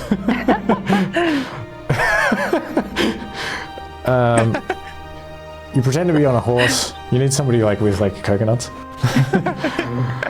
Oh shit, I've done it. I've made a Monty Python joke whilst playing D&D. I thought that I was never going to do it. And now I've done it. A moment of weakness. I'm sure it's happened before. Alright. Wait, it wasn't even me. It was just me trying to top your Monty Python joke. It's your fault. I did this. There's a lot of hills around here and a lot of this like mud and stuff. And some clouds kind of pass over the sun a little bit. And you, because of the terrain in particular and these clouds and things, you're not able to get like a particularly good look of the surroundings. And so just a flat survival check for the navigation. Ooh. Nice. Didn't need it. Not an 11. It takes you a couple of hours this time because you're kind of trudging through this mud. I think I'm keeping track of the time probably here. And 11:30. Oops. You don't know it's 11:30. You're like, I feel like it's 11:30. The sun's getting a bit high in the sky when we can see it. Okay. And nice. Okay. You're able to continue on. You sort of come out of this low-lying area, and you travel for about another hour and a half, and you enter into this kind of slopey area that you're in. The mud kind of dries up a fair bit, partly just because the nature of the ground changes, and you begin to see all of this scree everywhere. And you're back in this place where you were on your way, which just there's this kind of like flint everywhere, these like steep hills that are just covered in these rocks with like it's like a flint deposit, and you can also see this like small cluster of trees where you previously pulled some mistletoe from the branches. Was there any more mistletoe there? In only like a couple of days, I'm going to say no. I use Druidcraft to make there be some mistletoe there. To make there be some? Yeah. Was that you instantly make a flower blossom, a seed pod open, or a leaf bud bloom? Yeah, I don't see why not. You can do that. All right. I want my mistletoe. You are able to get 2 sprigs of mistletoe. Awesome. I'm only 2 more mistletoes away from a mistlefoot. Oh man, that's good. I'm going to use that. You've been sitting on that one for a while, haven't you? Oh shit, I love that shit. I'm gonna write that down.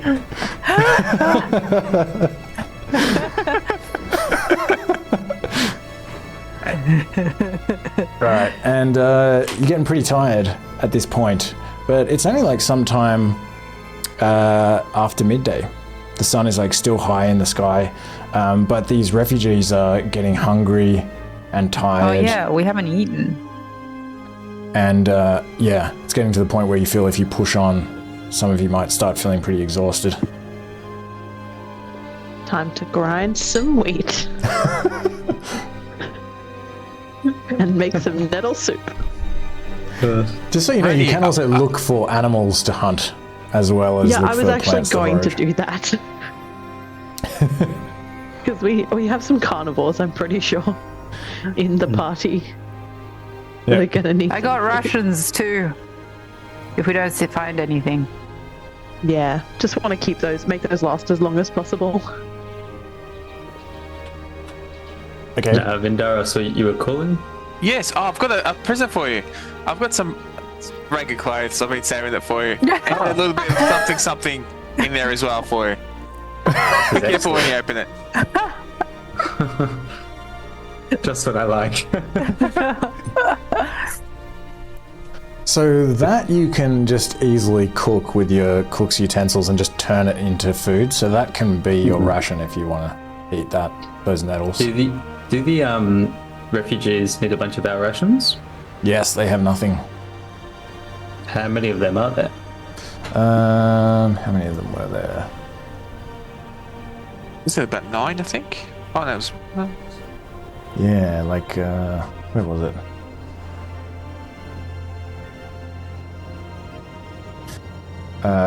So Razi. Oh yeah, so there's 8 of them. There's 3 omnivores, 2 herbivores, and 3 carnivores. 3 and 3. Okay.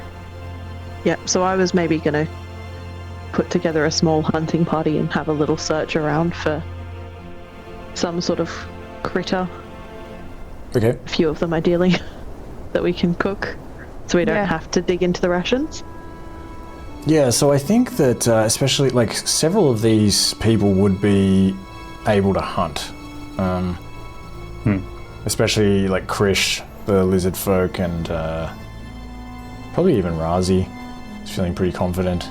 Felid. How many of them can we put together that would speak the same language as me? Let me see. So Razi. I'll hunt as well, actually, because Okay. then we can get them all. Yeah, perfect. Yeah, you can take like a bunch of them with you. The Minotaur like grabs a spear and follows you. How long do you look for animals?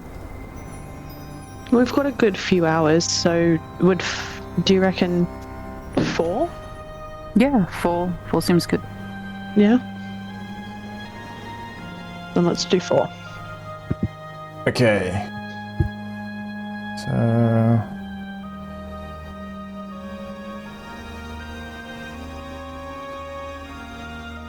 Give me a survival check at. Give me actually.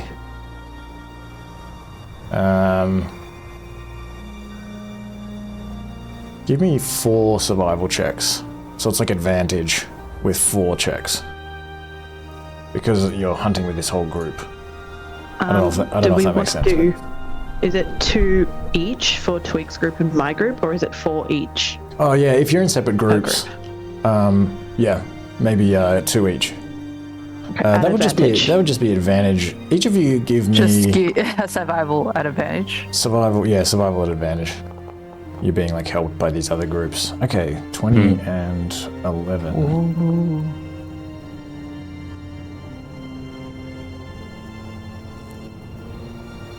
All right.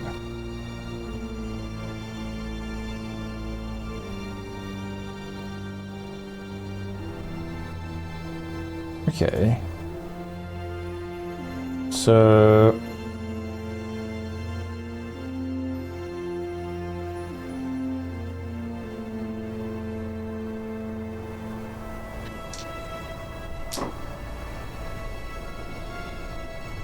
All right. So Yao Mei, your group spot some rabbits roaming the fields. Just common rabbits, kind of just jumping around and chewing on the grasses. There's maybe like a few of them. You kind of see like as you come over this like hill and sort of leave some of this scree behind. And there's a bit more grass in this area to the north. Yeah, you see like maybe like 5 or 6 of them. You can spot them. So let me see.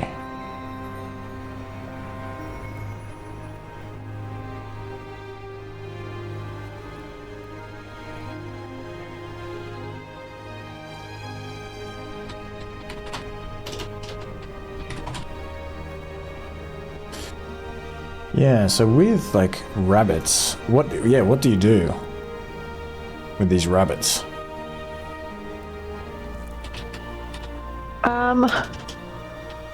I didn't think we'd get this far, to be honest. I reckon we have a few people in this group, so there's enough to be like, maybe we can try and herd them and sort of, for lack of a better word, like box them in. Kind of get a couple on the spears. So everyone would kind of sneak around the outside of these like 5 or 6 rabbits and try to sort of come at them from all different angles? Is that what you mean? Like sort of start in a bit of a wider berth and then just draw in. Okay, give me. I don't really know how to hunt, so. Give me a stealth check. I'll just get 1 stealth check from you for this one. I figure, rather than trying to do like a group stealth check. Ooh, okay. As the group is like trying to sort of spread out and surround these rabbits, a couple of you kind of make a little bit of noise and maybe like Razi like steps on like a sharp rock, and you just hear him go like ah, and then he's like shh. Who said that? We're trying to be quiet. And these rabbits like look up and kind of like begin like running away. And so a couple of these refugees attempt to, what do they got? Like spears. A couple of them try to throw spears at these rabbits. What do you do?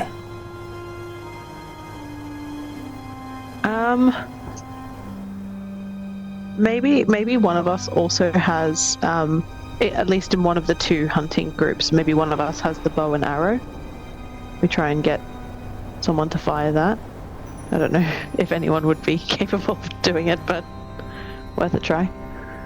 Yeah, I mean, like, yeah, again, like, these people have probably hunted, and somebody would know. Maybe maybe the Minotaur is able to attempt to fire this short bow. So I'll make an attack with a short bow for the Minotaur. Actually, it probably wasn't a very good choice because the Minotaur doesn't have amazing dexterity now that I think about it. But anyway, that's what happens.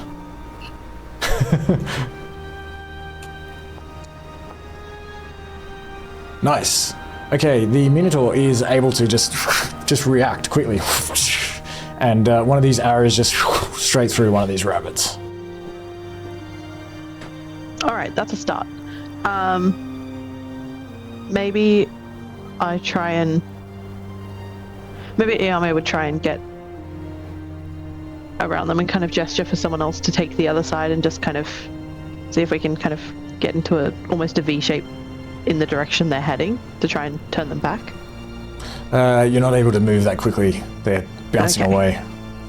Okay. Yeah, they heard you coming. I don't have anything that's ranged anymore, so... Okay, well, I'll say that one of the others can... let me see, where's Razi? He's going to attempt to throw a spear as well. It's I going to gave be all my ranged weapons away. It's going to be probably a disadvantage at this point as they're sort of running away. He manages to hit though. Let me see, because I don't actually have a rabbit stat block. I just want to know, like, what the AC would be potentially 11. That's alright, this one is, like, moving a little bit slower than the rest of them. I already said it hits. Yeah. Okay. And Razi, like, cries out, like, gleefully as he manages to, like, spear another one of these rabbits. And so you kill 2 rabbits. Okay. Is there any way for us to trace where the rabbits are going? Maybe stalk them from a distance? Keep an eye on them? Attempt to sort of follow them, but they just kind of like bolt off and like disappear into like little holes and things like that. Okay. Is there a way for us to track those down at all, or is it just done? You can probably follow them for a little bit longer if you want, and then eventually like find some like rabbit droppings and stuff like that.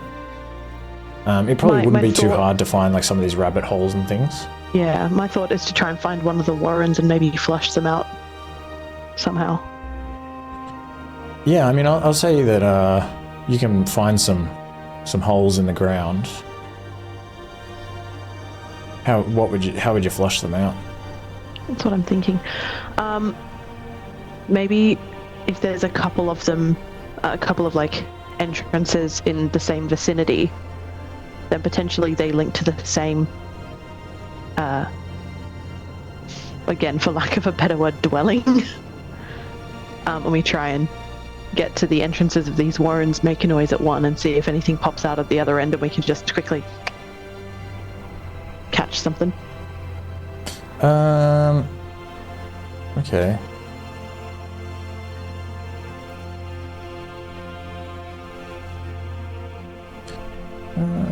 Maybe, I guess probably just give me another survival check.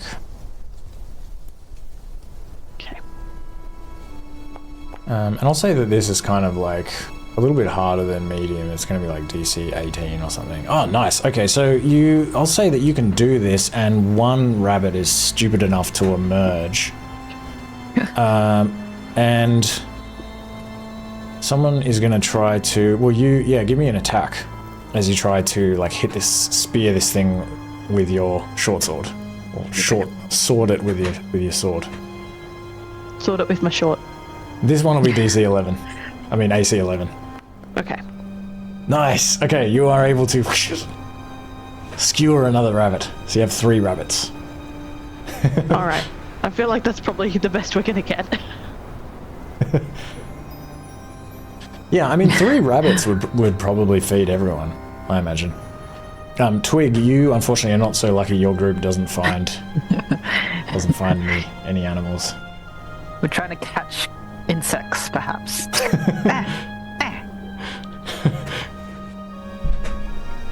You get distracted by like a big dragonfly and you're like, ooh! How much protein? But yeah, you can bring those rabbits back, and yeah, that's enough to feed everyone for the day. Everyone that is a carnivore, or everyone that can eat meat.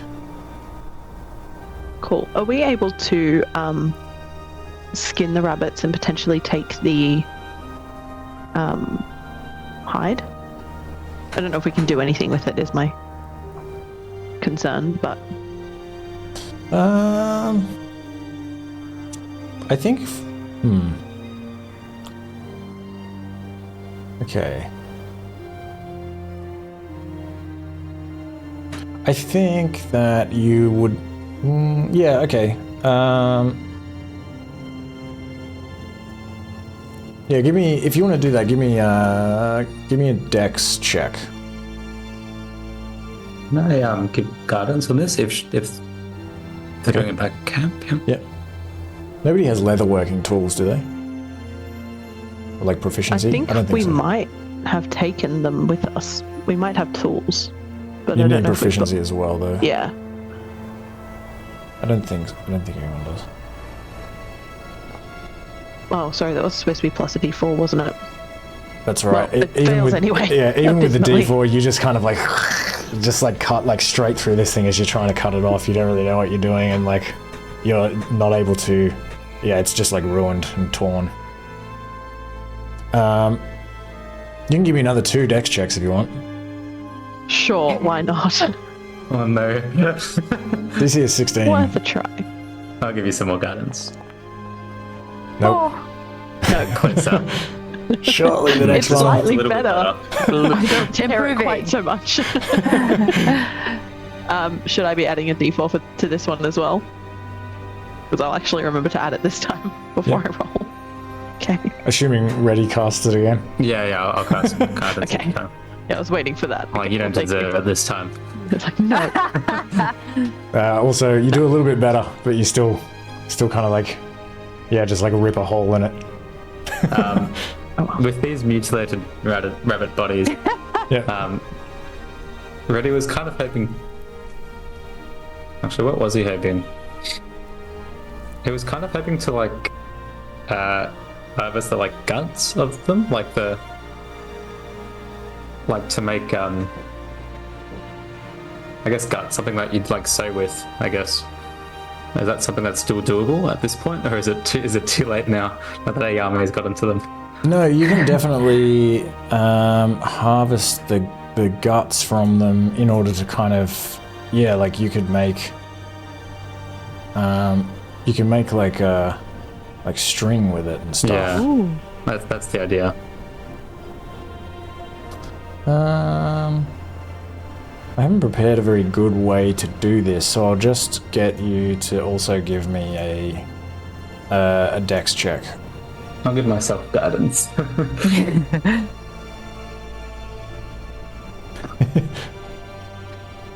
You got this ready. Come on. And you can just give me 3 if you want for all 3 of the rabbits. Do that, yeah. That's a miss.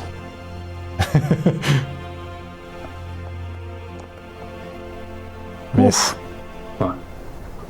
It's the last chance. Come on. Steady hands, steady hands.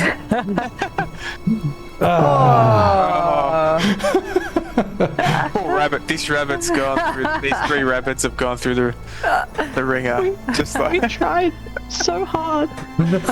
Actually, I've Reddy, got so with the far. guts. Wait, hold on. With the guts, this isn't skinning, so this I feel more would fall under the realm of like cook's utensils. I'm gonna say you can add your proficiency, which means you actually meet 2 of them, the 14 and the 14. Well, I mean, I like it. So you can. If you say so. It's like not your best work, but you're able to do it. So yeah, you can have 2 Bronze knives. 2 lots of animal guts. Awesome. We're such a fearsome group. We've got Skara Dreadclaw's head, a bunch of rabbit guts. Gut of a rabbit. Times 2. We're scary. who's carrying the head again? Is it Twig? Is it in Twig's I bag? think it's Yeah. Twig. Yeah, Okay. I'm never gonna let it go. Yeah, I thought you were getting it so you could show the Ketri, but you just kept it. It's no, it's to prove we've done it. Back at the fort, Yeah, or maybe I don't know. or with the If party that anyone comes to visit questions us, yeah, maybe. Does everyone have enough to eat? Do you have enough herbivore rations, You Findaris? do. While the guys were out hunting, he wanted to just grind that corn Okay. I'll help with you out. a The group corn. with whoever, the other herbivores in the camp. Yeah, I think we alright. said 3 years. Yeah. Yeah, you can get them together and grind this einkorn. And I'll say that the sun begins to set, and it just begins getting dark as you get this wheat into a condition where you think maybe you could like begin cooking it and cook it into a porridge. Do you light a fire? You've also got those nettles. I don't know if you want to cook them. Yeah, I'm thinking if there's more than, because there's probably like another like 4 or 5 herbivores. Maybe I'll like start cooking. So I'll start a fire once they seem to be getting near to the end of their grinding, and Okay. start cooking the nettle first, and then yeah. All right, you can do that. So you can have so 1 ration's worth from the nettles, and then probably like 4 from the wheat. So 4 kind of rations worth of like porridge. So who does that feed? Just before we finish up. Good question. So So- we've got 5 rations for herbivore. There were 2 omnivores, 3 herbivores, 3 carnivores, plus us. How many people with the rabbits have fed? Yeah, I'll say that the rabbits will feed all the carnivores. So there's 3 So that's- carnivores and yourselves. Oh, and the omnivores. Really, like 3 rabbits is heaps. Like if you cooked them up, that would feed everyone. So only 2 herbivores remaining. And Mindaris. Plus Vindaris. 3. Yep, plus Vindaros. And these 2 rations. So Okay. pretty much perfect. We So get if 1 you- extra wheatie Oh yeah, 4. to keep. Oh, you've got enough? Oh yeah, because of the wheat. Okay, sweet. So everyone is fed. Do we hold on to one of the wheaties then after we've ground them up? It'll spoil, but it'll probably like last like I don't know, like a few hours or something. Ah, yeah, that's right. It might be okay by the next morning. It's like pretty cool. Yeah, I'll say it'll last till the next day. So you can somebody can eat it for breakfast for tomorrow's ration. We'll What does call it everyone a do wheat for bix. Or something along those soggy, lines. soggy wheat Wheat bix? bricks. Yeah. Like form it into a brick of porridge. What does everyone do for water though? We still have a. I think I have a full water We've got skin. skins. I have a few skins, but we will need more because we don't have enough for everybody. Oh yeah. And I search spent my afternoon and water? evening hunting. I'm just trying to think, like, you know, the Ketri, although they didn't have really any rations to give, they would have had, like, water skins, I feel. I mean, there's hardly just gonna, like, send these people just like, yeah, good luck. Hope you can find water out there. So I'll say that, like, each of these refugees has a little bit of water. They have one ration skin, one water skin each, so they can each drink for today, having drunk the previous day before they left. So that's Wait, okay. don't they need 2 water skins per Oh yeah, day? they need 2. We'll say they have 2 each. Okay. That's fine. Like one close day's one. worth of water. Makes sense. Makes sense. Okay, so everyone can have a long rest. There's no encounter or anything like that in the night. You set up watches and everything. And just quickly, does anyone want to identify any items? Yes. What do you got? A pouch of sparkly shavings. Give me an intelligence check. Ooh, okay.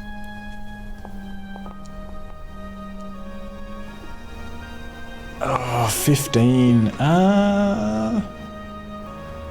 You think this is like some sort of metallic, silvery substance? You think this is like silver, silver Ooh. shavings. Ooh. I did want to check if there was any wormwood around. Or any Oh yeah. Okay, how Yes. long do you look I for just wanted to wormwood? cast the spell twice. Wait, you cast it twice? Yeah, once for wormwood, You don't find any wormwood. and then once for moonseed. You don't find any moonseed. Anything else anyone needs? Thanks, Reddy. Did my best.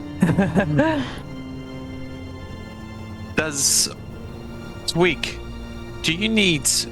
Are you still recovering from the last? Are you hurt? I am healthy, hale and healthy. Thank you. Okay. Ooh, actually, can I cast it one more time? Looking for spruce. Spruce. Okay. I don't remember what those trees were. I probably said they were like oaks or something. Spruce. Yeah, okay. I'll say that you can find. Let me see. Let me just double check. Spruce. Yeah, actually, I don't think you would find a lone spruce in these plains. I think we found some in the forest a while ago. Yeah. Yeah, you don't find any spruce either, unfortunately. Cool. Nice. I don't think I've ever seen anyone use that spell.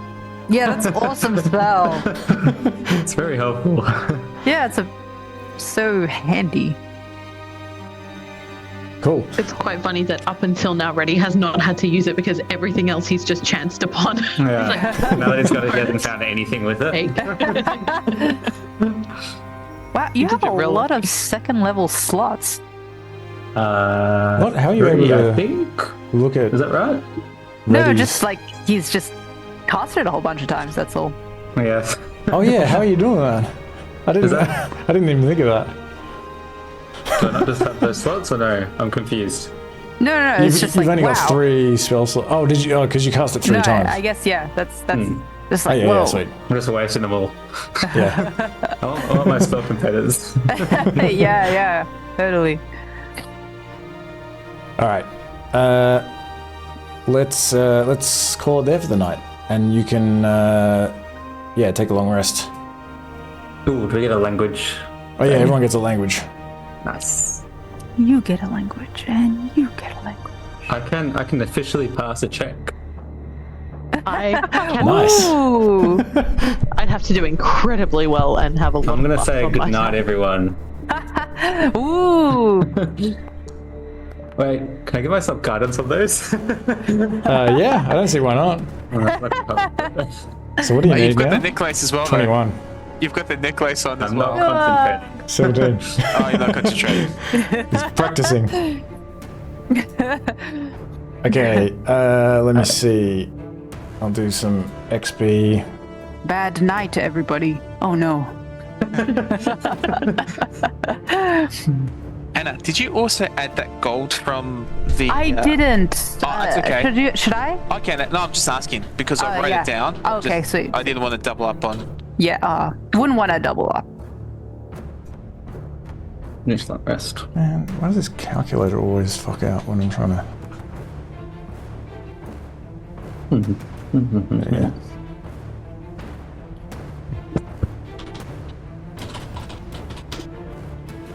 Just for shits and giggles, just to let you know, Vindaros can carry about 270 kilos. What?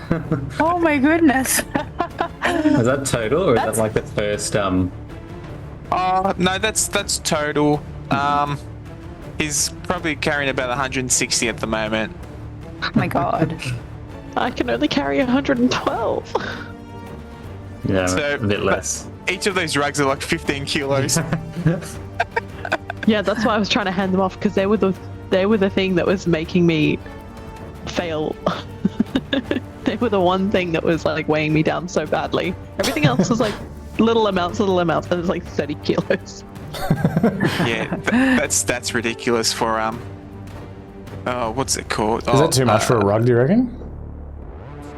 No, if it's a big rug, that'll be Yeah, I'm that. just imagining like a big thick rug. It Easy. makes sense. It's just a lot of weight to try and carry. It's like the only other thing now that I have that's about as heavy as the ring mail, which is 18 kilos. Which, by the way, I will take off every single night before I go to sleep. I'm not unequipping and then re-equipping, but that is what I'm doing. All right.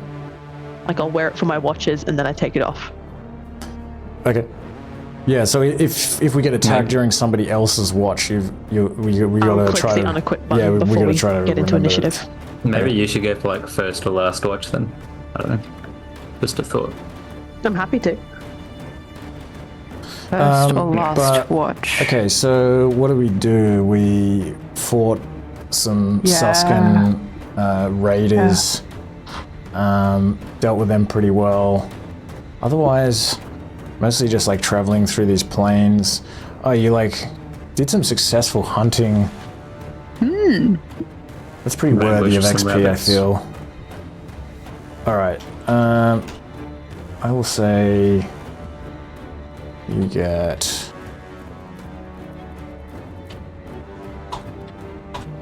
this much XP. I don't know if I is this. I don't know if this is metagaming or not. I don't want to say it. I just said it when the guys were hunting. I'm like, oh, you could. I was thinking this, but I didn't say it. Can I raise it now? Or was it after the game? No. Yeah. So, Tara, when you're hunting, I'm like, oh, you can use your net now. You've been carrying this net that you've had for so long, and you've got like a bundle of rabbits in front of you. You can like think about I'm that. like, oh, that net. Oh my god. I'll keep that in mind for next time. For sure. But, that's really good that you didn't mention it. Yeah. Oh no, I wasn't gonna mention it. I'm like, was trying to think. I'm just grinding away on there. Or, Just like, I wonder if he's going to use that net he's got. I was waiting for you Meanwhile. guys to come back to camp. I was gonna ask you how you went, and hopefully you raised or you saw some rabbits. I'm like, oh, did you use your net that you've been carrying for like a week? Also, Yao Mei, I've given you. Right, so I can use your net. Yao Mei, I've given you catch up XP as well. Oh, thank you. So you're now caught up with everyone else. Thank you very much. I was just curious. What did people take at level 4? If you don't mind me asking, like, did everyone go ASI or did someone take features? I took a feat. I took the Magic Initiate feat. Okay. So that could be more wizardly. Twig seemed pretty cool, so I was like, yeah. I just took ASI. Yeah, I ended up taking Polar Master. I saw you use it. I wasn't sure whether you had it already or something. Nah, Yeah, it's handy. it's pretty good. That's also something I haven't seen before, dueling and polearm master with a shield and a spear. It's really Bronze Age, like Greek. It's fucking Spartan, cool. yeah. Yeah, What Spartan. a combo. Yeah, it's awesome. Yeah, I got my 9 score up, so now I'm at least 10 across everything. Yeah, Okay. I think charisma. Yeah, it was my charisma. And I had, I think I increased my wisdom by 1 as well.